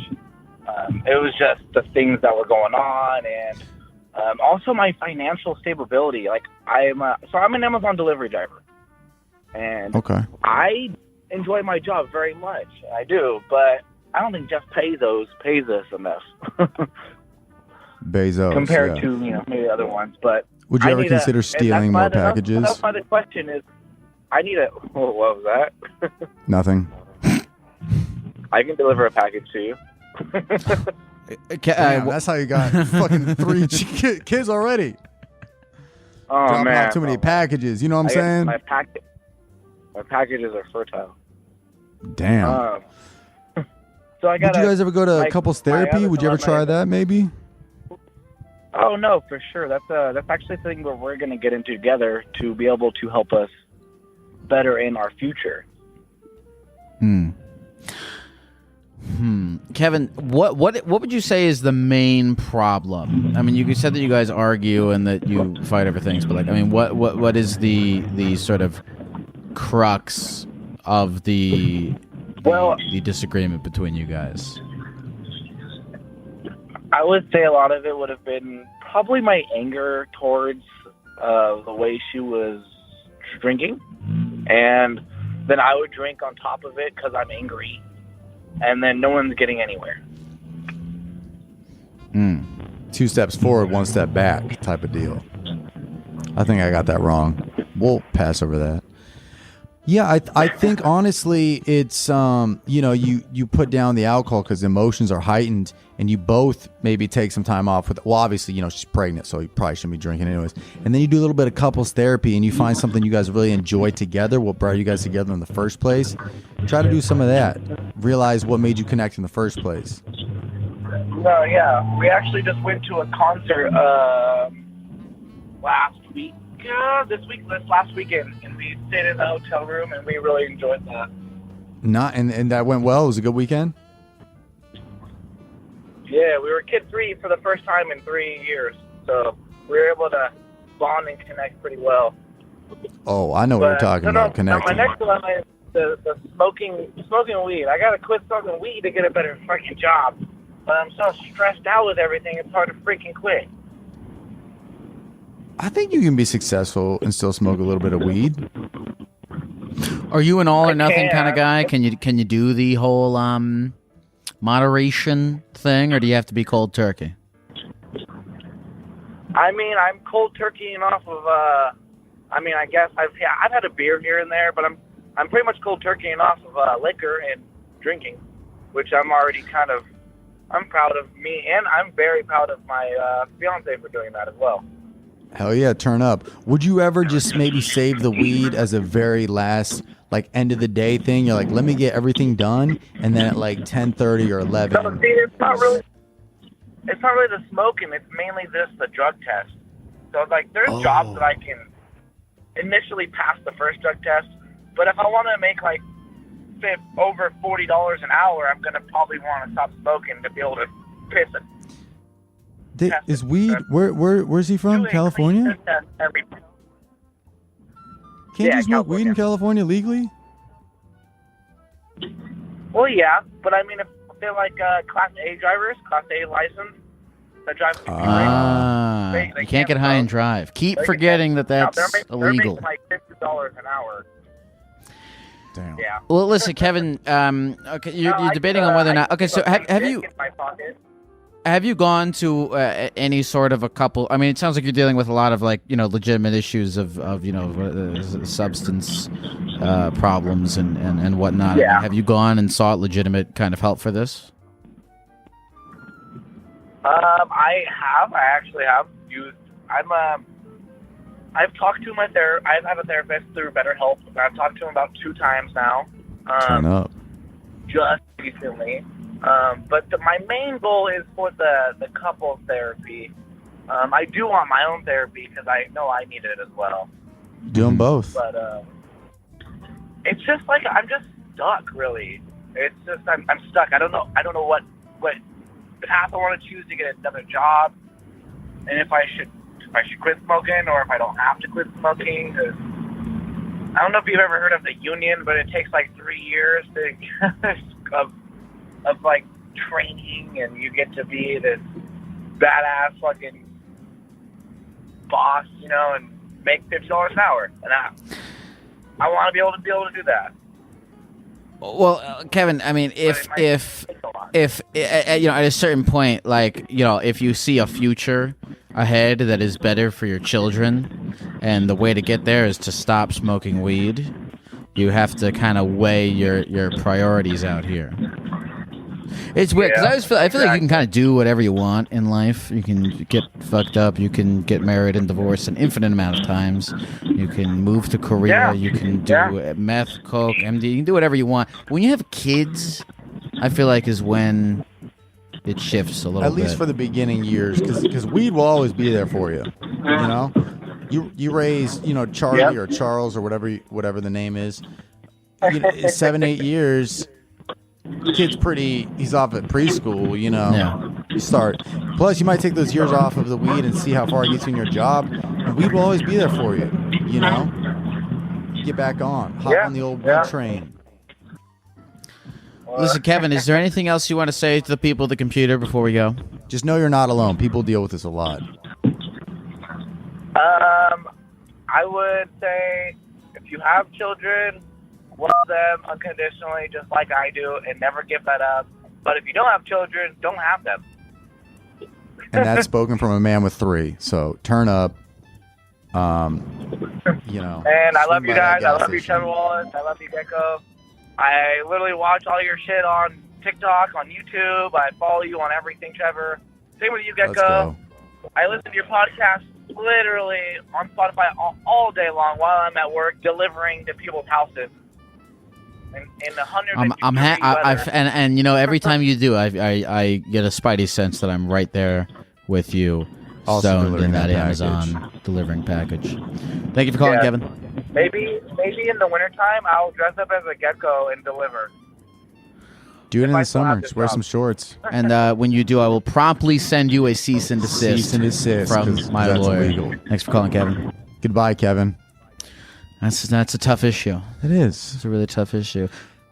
That is, but I think towards the end he had a good heart. He's like, you love your kids unconditionally, and I think ultimately, if him and his fiance or wife or girlfriend aren't getting along together, the one binding thing they have is kids together. So if they both put in love towards the kids, then through that, it's almost like a telekinesis that them two will have a better relationship if they're both focusing on the kids. Maybe. I don't have any kids that I know of. I don't have any kids either, and I never know what the fuck I'm talking about anytime I say anything. But I feel like the whole stay together for the kids thing, it's got to be a terrible idea. Because if you're staying, because you're staying together for, it's a terrible idea because you stay together for the kids, and then you're fighting all the time. That's almost. how they I feel grow like up that's and- worse than if you're separated. I don't have any kids, but my parents are divorced, and they're fucking. I mean, they got divorced when I was like a little. I was probably like first or second grade. They got divorced, And like, it was tough at the time, but like long term, the benefits have been, great. I would so much rather this guy fucking find a person who he is compatible with, and then his fiance find a person who's great, and then other than like them be together arguing all the time and drinking all the time and shit, and the kids having to grow up with that. I feel like the intention of I want my kids to have better lives is a good intention, but the how of accomplishing that intention could be more thought out than just let's stay together. I think it'll be a grass always greener side, because if you do stay together, like, oh, we should have just separated and done joint custody. But if you separate, then you go, now this kid's growing up without a father. Right. It is tough to be in, and I think there is no right or wrong answer, but I do think that as long as you can still show the kid love, because it is different, because now that kid's going to school, and he's seeing parents drop off their kids, and he goes, why do I only have a dad? Why don't I have a mom? Just really just loving them, being there for them, I think will really help you feel better about yourself. Because I think it's also hard to beat yourself up in this. Right. He said, he's like, I feel stuck in this. And you're like, damn, that's a tough position to be in. Yeah. So if you can focus your energy on bettering yourself and also bettering the life of your kids, I think that'll put you on a good path. I get so many calls on the show where I'm like, what would an actual psychologist say about and that's this? another thing. You were like, have you ever seeked professional help? I say that to like 90% of the people that call. Well, if I was like, yes, no, that guy clearly needed an actual real therapist. I do wonder what that person would say. I think about that with every single call. Like, what would a real therapist say? Sometimes I oftentimes look for the answer and everything. I'll be like, if my therapist told me right now, if I want to, feel better today, he's like, go to Greece. I'd be like, for sure. But they don't tell you what to do. They just make you think differently. They'd be like, and how does that make you feel? Right. And so many times I want the answer. So for him, he could go to a therapist and be like, what do I do? And the therapist is like, what is your heart telling you to do? Right. So that's tricky too. Hopefully he goes to a therapist and the therapist says you should stop. But he was at the pond, and the pond is actually just Mother Nature's therapy. You just stare at the water and figure it out. Staring at water, fireplace will help you think. Stars.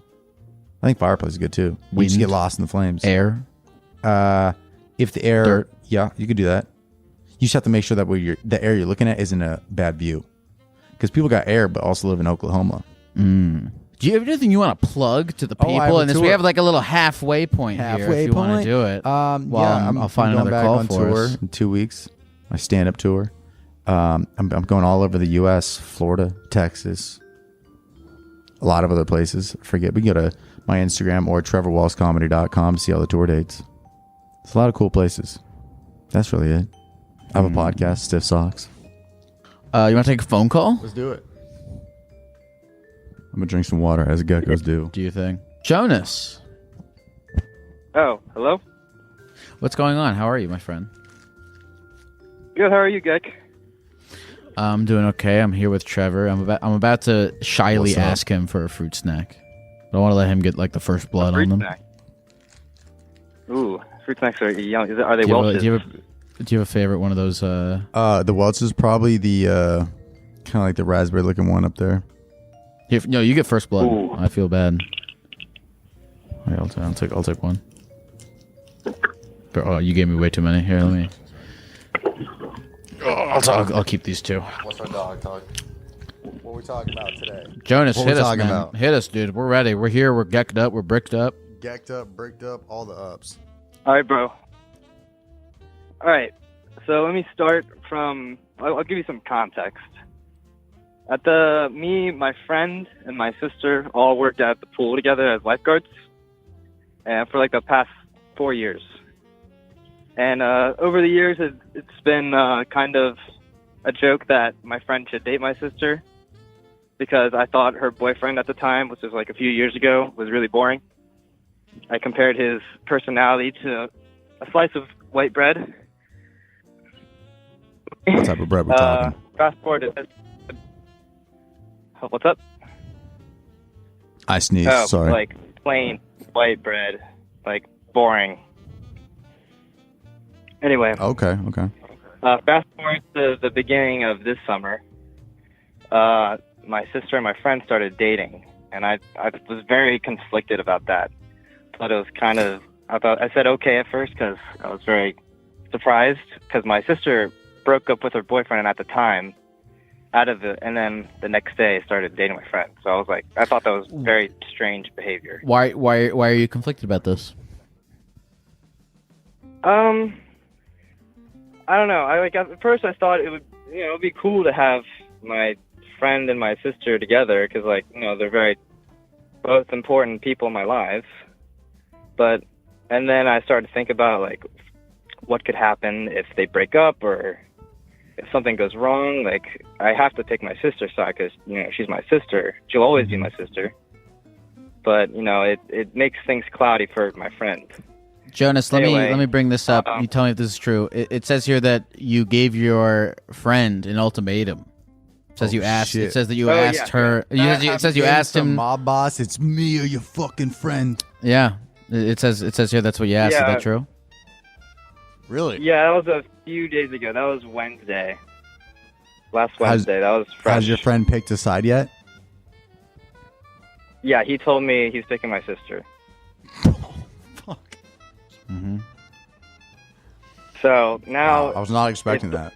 Oh, and he told me this while I had COVID, and I just got over COVID, and now me and my friend group are all hanging out together, and now I have to see him, and it's I talk to everybody except for him, and it's just there's this elephant in the room that it makes everything kind of uncomfortable. That's a tough one. I really thought when you gave him the ultimatum, he'd be like, "There's got to be a better way to talk about this," but he's not thinking with his brain. He's thinking with something else, and I'm not going to say that because that's your sister. Yeah. Well, I believe his exact words were, "I can't be friends with somebody who can't let me be happy." Yeah, I'm with your friend. Honestly, I'm with you. I'm with your friend on There's this. a world where you guys can all Why can all exist. Why did you ask him to pick between you and the sister? What was the thought Are you going to process suck him behind off, that? or is that long pause? Well, All right, my bad. I was very conflicted during the whole thing, and this has lasted this entire summer, and I started to get really uncomfortable because she would start coming to our hangouts, and I like hanging out with my sister, but when she's making out with my friend in the corner, it's kind of weird. Okay, but so because it's kind of weird for you, you want him to break up with your sister. Yeah, I guess. Let me ask you this. Is your sister, and this is from a different perspective, not you, is your sister hot? I knew you were going to fucking say that. Bro, I don't think I can answer that. I think it's Jonas, I think everybody knows if their sister's attractive or not. You don't have to be attracted to her, but you're like, oh, my family is, we look decent. Oh yeah, I can recognize, as game recognized game. She's attractive, but Jonas. Well, let me ask you this: Yeah. Are you a good-looking dude? I'm a good-looking dude, man. I work so out. if I've you're been good-looking, working on turn myself. up. Yeah, so if you're good-looking, then it must run in the family. Is what I'm trying to say here. I do think there's a world where you guys can both. What you could do is ask them, be like, hey, can you guys, when you're around me, keep the PDA down? That's fair. That's reasonable. I think that's a reasonable. Yeah, I think it's a reasonable thing to ask. I think asking him to completely break up with your sister. All or nothing is it's a power play, and it's a pretty sick move on your end, but it is a lot to ask. Listen, man, your sister. Yeah, I guess. You're 19 years old. You're an adult.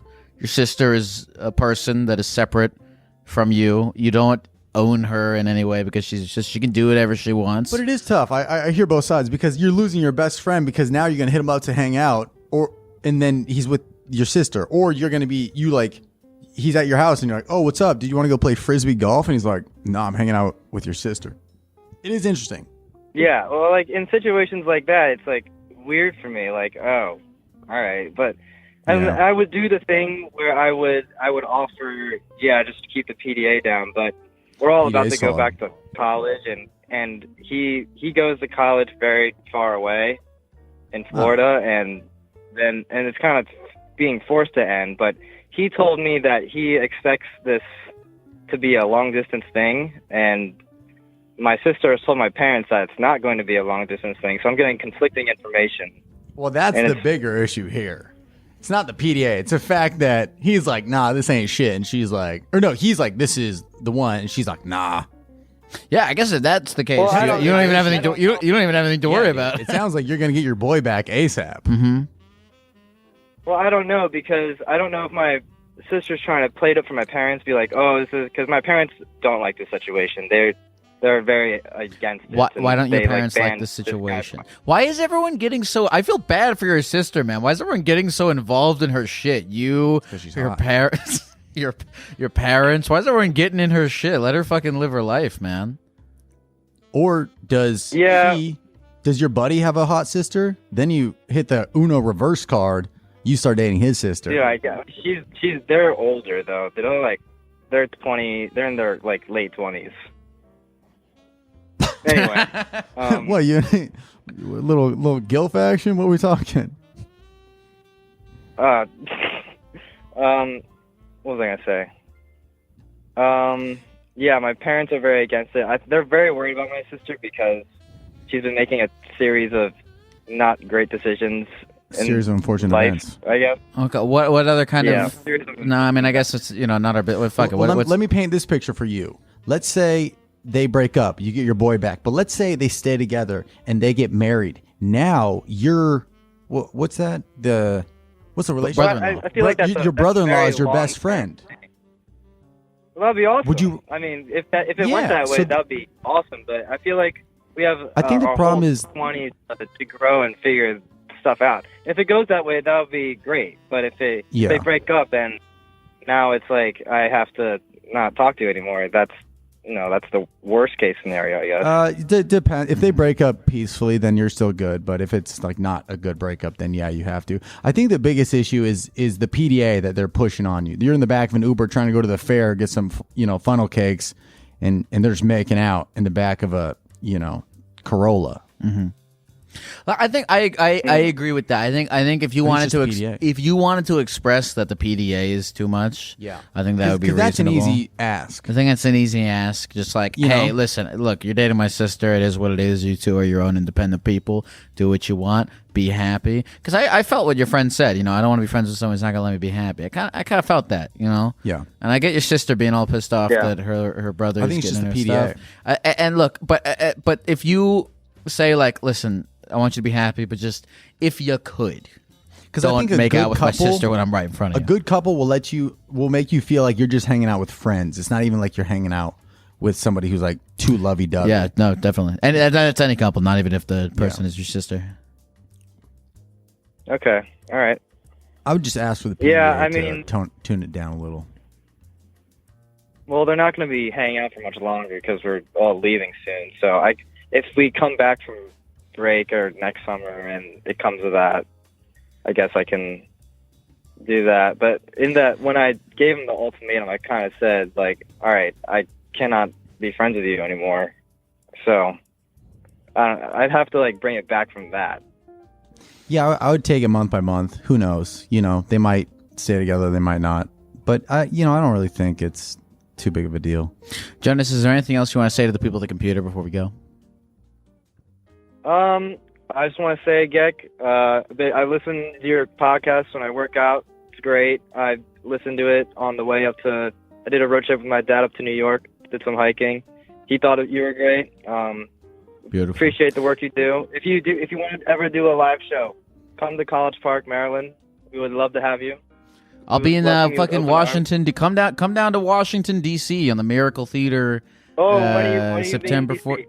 September 14th. Oh, beautiful. Is that you're going on a tour? When are you coming to DC? Go see Trevor too. I was just in DC on the last tour. All right, you missed Trevor. When he comes back, go see him too. I feel as though I'm right there with you, licking up your sweat at the gym and hanging out with your dad. So it's beautiful having this partnership. Thank Good luck, Jonas. That's some mob boss shit. It's either me or your fucking sister. I feel bad for the sister, man. Like, I guess.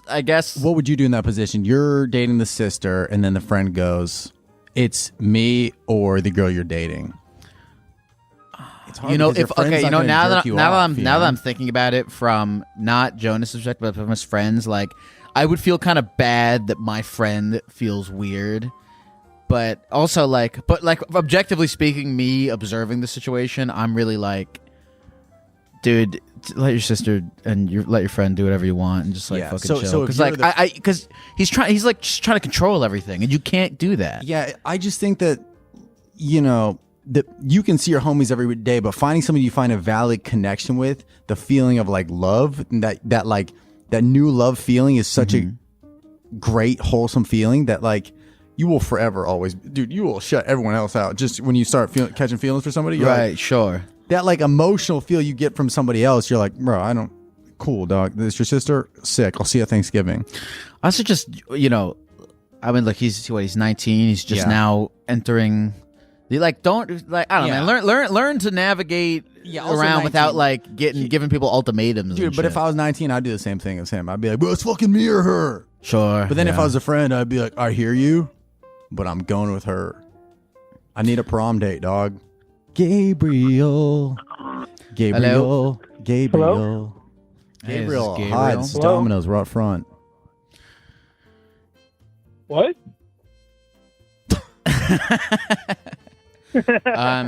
Gabriel, this is your father. Come home. We miss Hey. you. Gabriel, this is your mother. Great. We also miss you. We miss you too. What's going on, Gabriel? Well, hey, I have been lying to my parents that I've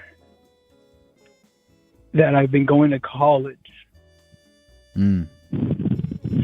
And you're where are you? You're not at home, obviously. Where are you, Well, I'm in my car right now, actually. sir? I just got home. Okay, Gabriel. So you're telling your parents that you're going to college, and you're not. What are you doing?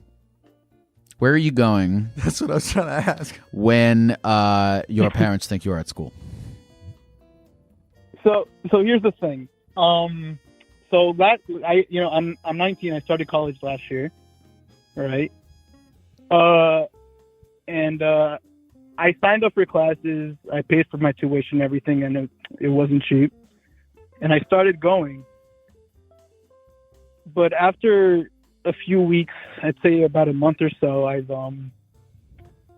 really just lost a lot of motivation. Like for the stuff that I was studying for, I just lost so much motivation. And I just didn't have the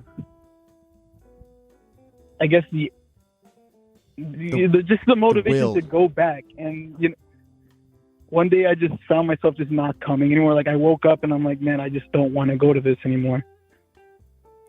So where did you go? Well, I would go to work. I'd pick up extra shifts at my place of work, and I just work and kind of lose myself in. Okay. Well, dude, so you're okay. First of all, let's unpack this. Okay, do your parents think that you are paying to go to school? I am paying to go to school. Like I did. Wait, so you're paying money to go to you're paying money for classes that you're not going to? Last semester, yeah, that was the case. This semester, I didn't even bother signing up. Okay, so you are not currently paying for classes that you are not going to. Currently, no. And then, do you live with your parents?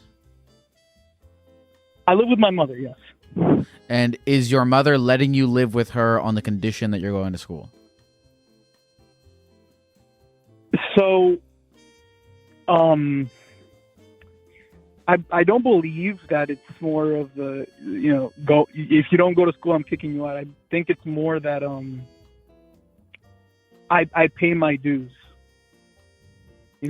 Well, dude. I mean, listen. When you said you were like lost your motivation and you're not going to school anymore, I thought you were like sitting at home, or like you're going to your friend's house and like playing Xbox and smoking weed or some shit like that. It sounds like you're still being productive. Well, at work. there was plenty. I guess there was plenty of that happening as well.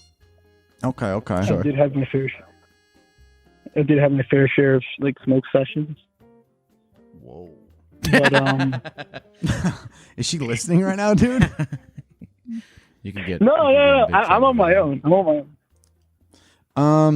Well, I know plenty of people that as long as you're staying busy with work, I don't see it as the worst thing. A lot of people go to college to figure out what they want to do for work, or they get a job right out of college and they stay with that. So as long as you stay with a steady job when you're staying busy, I don't think it's the worst thing.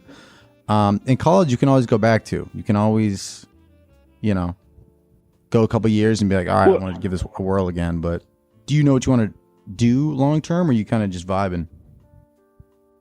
I'm just going through the motions, to be completely honest. I hate my current job.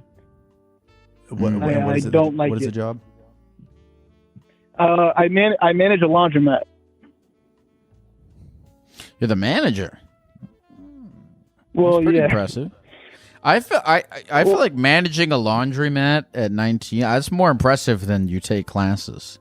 Yeah. To be honest with you. Do your paychecks come in quarters? No.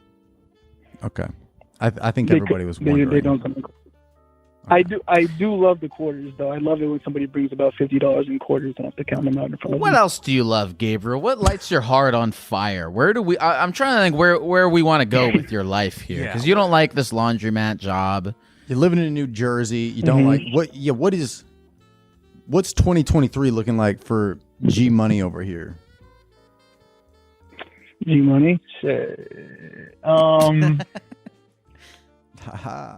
Well, I love new experiences. I'm currently planning on traveling. I'm planning on just, because it's my mindset right now is I'm young, right? I'm young. I can do stupid shit without, I can say shit, right? You can say whatever you want. You can't say You're shit, young and no. beautiful. Wait, you have to hang up. Right I'm now. young and beautiful, right? I could do. Words of Wiz Khalifa, young, wild, and free. Young, I have wild, that and tattooed free. on my exactly. calves. Yep. Do you really? That's fucking sick. Oh.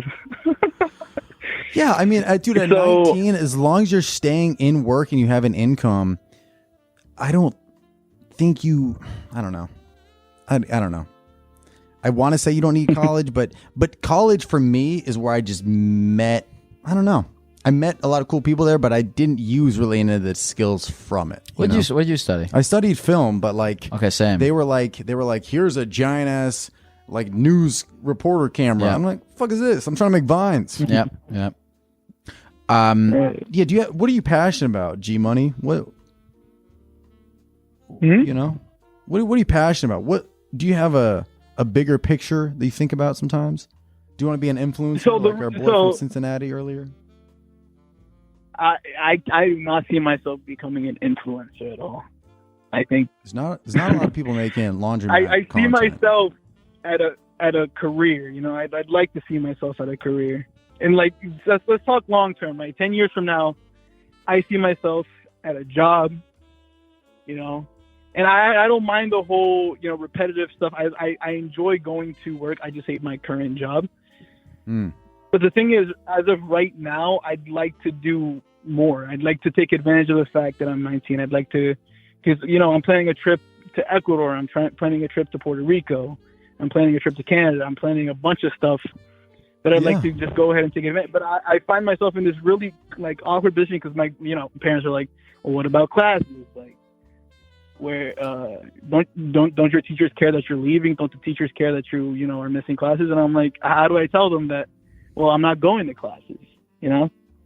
Brother, rip the Band-Aid off and tell them. Yeah, you might have to. They're gonna know.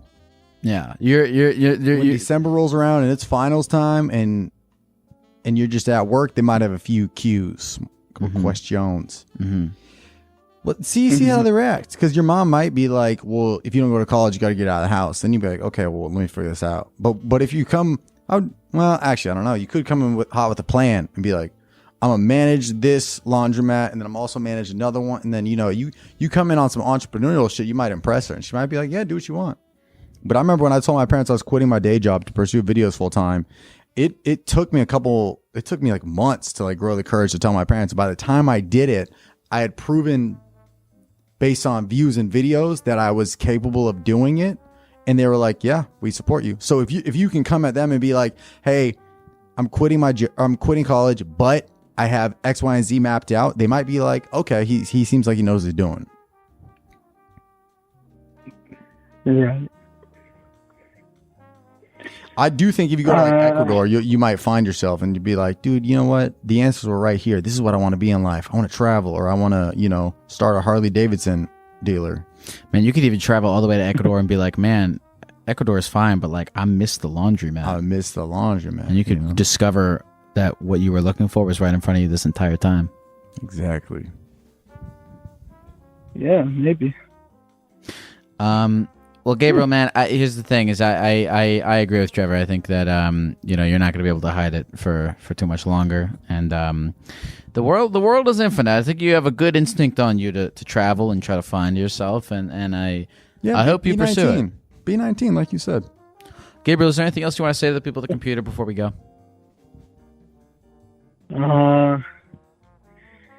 Don't do hard drugs. I think that's fair. And that's coming from somebody who works at a laundromat. Ladies and gentlemen, that's G-Money, baby. Turn up, G-Money. Thank you so much. Best of luck. What do you think? I had a friend in college who stopped going and they just didn't tell their parents. Mm-hmm. You really have about a semester. Until they because if you're when you live at home, it might even be less because this guy lived away from home, but he just stopped. Like, let's say it was September, August classes started, then September, like, fuck this. You really got October, November, half December to just say, because even when you go back for Thanksgiving break, people are going to have questions. I think the underlying problem is like caring a lot about what his mom thinks about his life. It's tricky when you live with them. If you live alone, who gives a shit? Yeah, I agree. When you do live with them, unfortunately, there are rules and there's cliches that parents can say. If you're under this roof, you got to do da-da-da. But it's like kind of fucking true. Oh, just poked myself with a, what are these? With a gecko hand? Gecko I feel like there's a better term.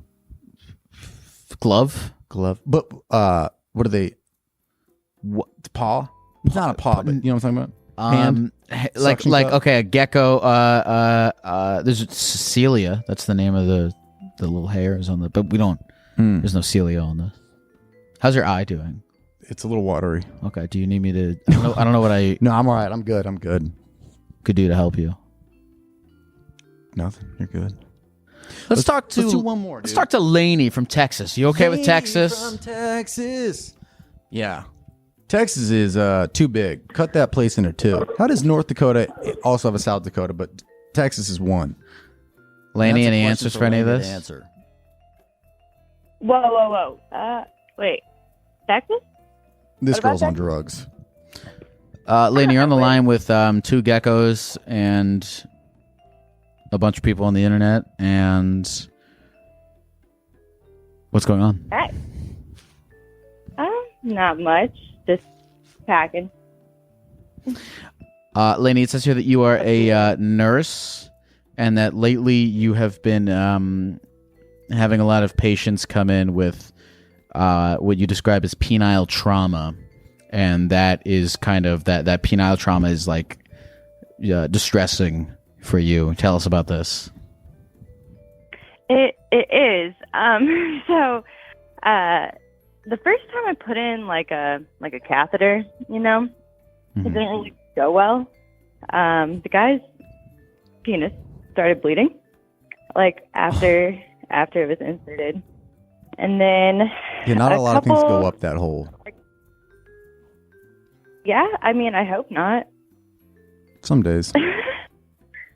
But then, like a couple months later, this guy was rolling in his wheelchair and spilled his coffee, like steaming hot coffee, all over his penis, and ended up having to go out to the burn unit.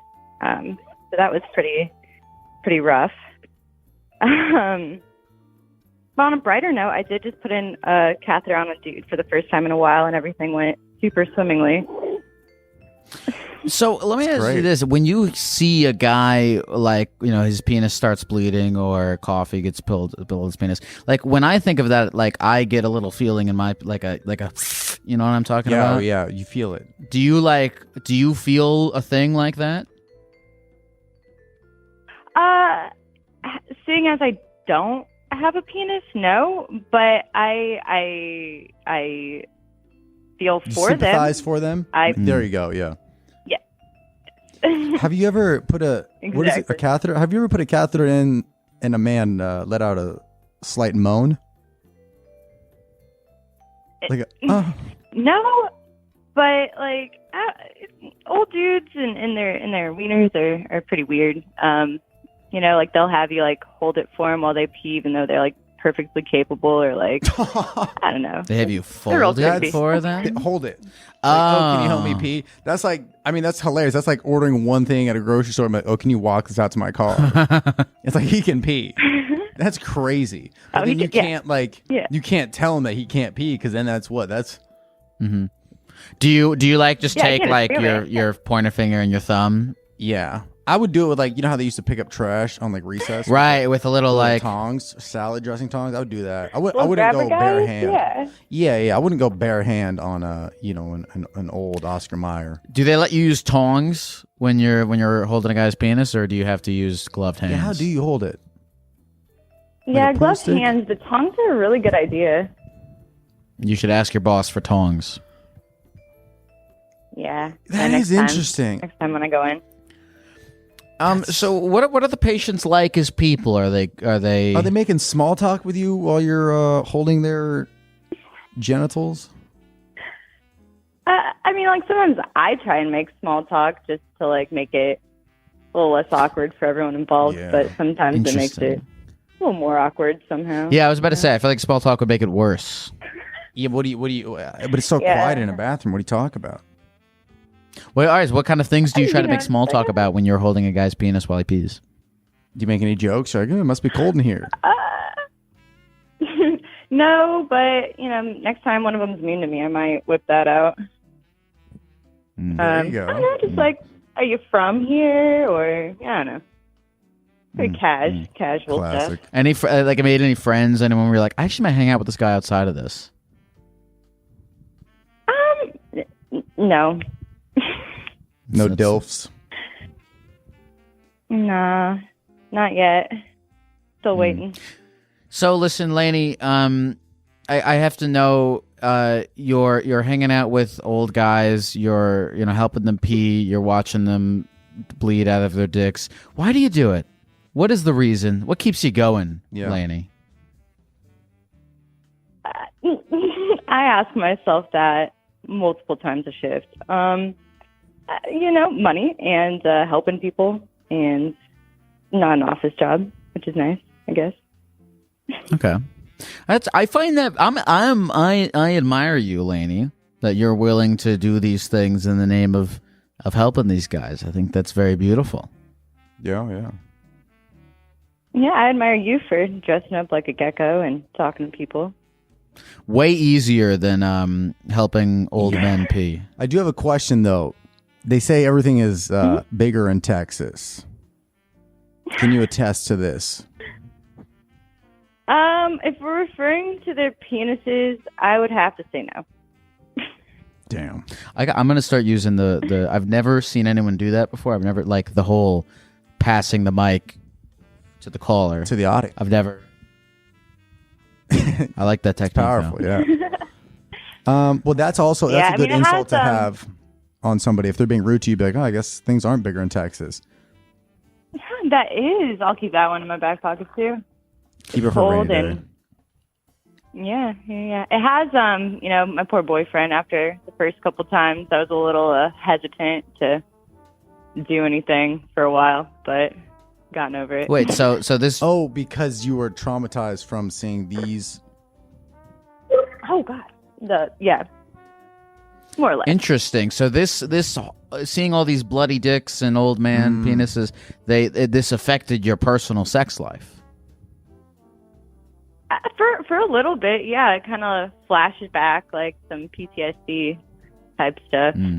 Like I felt bad for I mean I didn't cause it just because there were other health issues, but like I felt guilty or responsible for it. So like I get nervous sometimes with my boyfriend because I don't want to do the same thing. It's only natural. You're only human, Oh, you get nervous that you might accidentally cause your boyfriend's penis to bleed. Or just like trauma, Okay. I mean, I'm not shoving anything up there, but Well, you don't use catheters in your personal sex life. we haven't tried it. No. Okay. Not yet. You got an anniversary coming up? Bust it out. Or if he ever wants to role play, be like, I'll play nurse, you play doctor. Or you just said no. And then somebody can be in there and play old man. True. Dibs on not being the old man. Could have its perks. Lainey, well, listen, Lainey, we appreciate you. I'm sure the old men appreciate you because when I'm 80 years old, I'm gonna need somebody to help me pee. Yeah, I'll be there at glad that 42. somebody's there. Yeah. You're helping out Yeah. You're helping out the elders, and they appreciate it. Lainey, anything else you want to say before we go? Don't shove anything up your penis unless you are professionally trained. People are really giving out great advice. Yeah, for a second you scared me. You're like, unless you're professionally trained. I was like, oh, thank God. I can go get my degree. Unless. Thanks for calling, Lainey. Lainey. Of course. Y'all have a good one. Bye. Well, do you want Trevor to go, motherfucking Wallace. Do you want to go jam some stuff up our penises? Yeah, I think that's a great idea. You professionally trained? No, but now I'm going to. I think you can find it on like IKEA or something. There are I think it's a healthy thing to experiment with different things to see what really floats your boat. Mm-hmm. But I don't think I could get myself to shove a thing up my penis. No, God no. Sometimes I pee too long, and that even confuses my penis that there might be going back in, and that scares me. Trevor, thanks for coming on, man. Is there anything else that you want to say to the people? Tell us about. All I want to say is thanks for watching this show. I know it's I don't know. Just thanks for tuning in, checking it out. You want to plug your tour dates again? Anything else? I got a bunch of shows coming up. Tell us where you'll be, brother. Live stand-up. I also post sketches weekly on my Instagram, YouTube, TikTok, Twitter. I don't have Twitter anymore. But yeah, I got a big tour coming up. If you go to TrevorWallsComedy.com, there's a bunch of shows, Florida, North Carolina, South Carolina, Salt Lake, Phoenix, San Francisco, New Jersey, Connecticut, a lot of places. But just thanks for listening to us tonight. Go see this, man. I was telling that you were gone, but I was complimenting you. I was saying, I know that you're like primarily known, I feel like, for the videos and whatnot, but I've seen you also do videos of yourself doing stand-up, and you're really, really fucking good at it, man. Thanks, doing man. crowd work and Oh yeah. I think a lot of fucking like comics can be like I don't know what the word is, but like when they see people like doing shit on the internet that then go to do stand-up, but like you started doing stand-up before doing the internet, and like you're really fucking like got the fucking chops, taste. man. There's a bitter taste for anybody who cuts any lines in comedy. But you totally didn't. You've been doing it for like fucking 12 but I still feel years. like I have to prove to the other comedians in the room that are like, all right, no, I care about the craft. I really do this, So there is still that. But I started when I was 17, and I've just been doing it for Jesus Christ a long time. But I love doing it, and I love making videos, and I'm filming tomorrow with some fun people. I'd love to get you in a video eventually. Let's do it. Yeah, dude, I'll send some people over your way too. I know Chad Churdleys would for sure do this. Beautiful. But yeah. Trevor Wallace, folks. Thanks for tuning in. Geck bless you all. Don't put anything in your pee hole.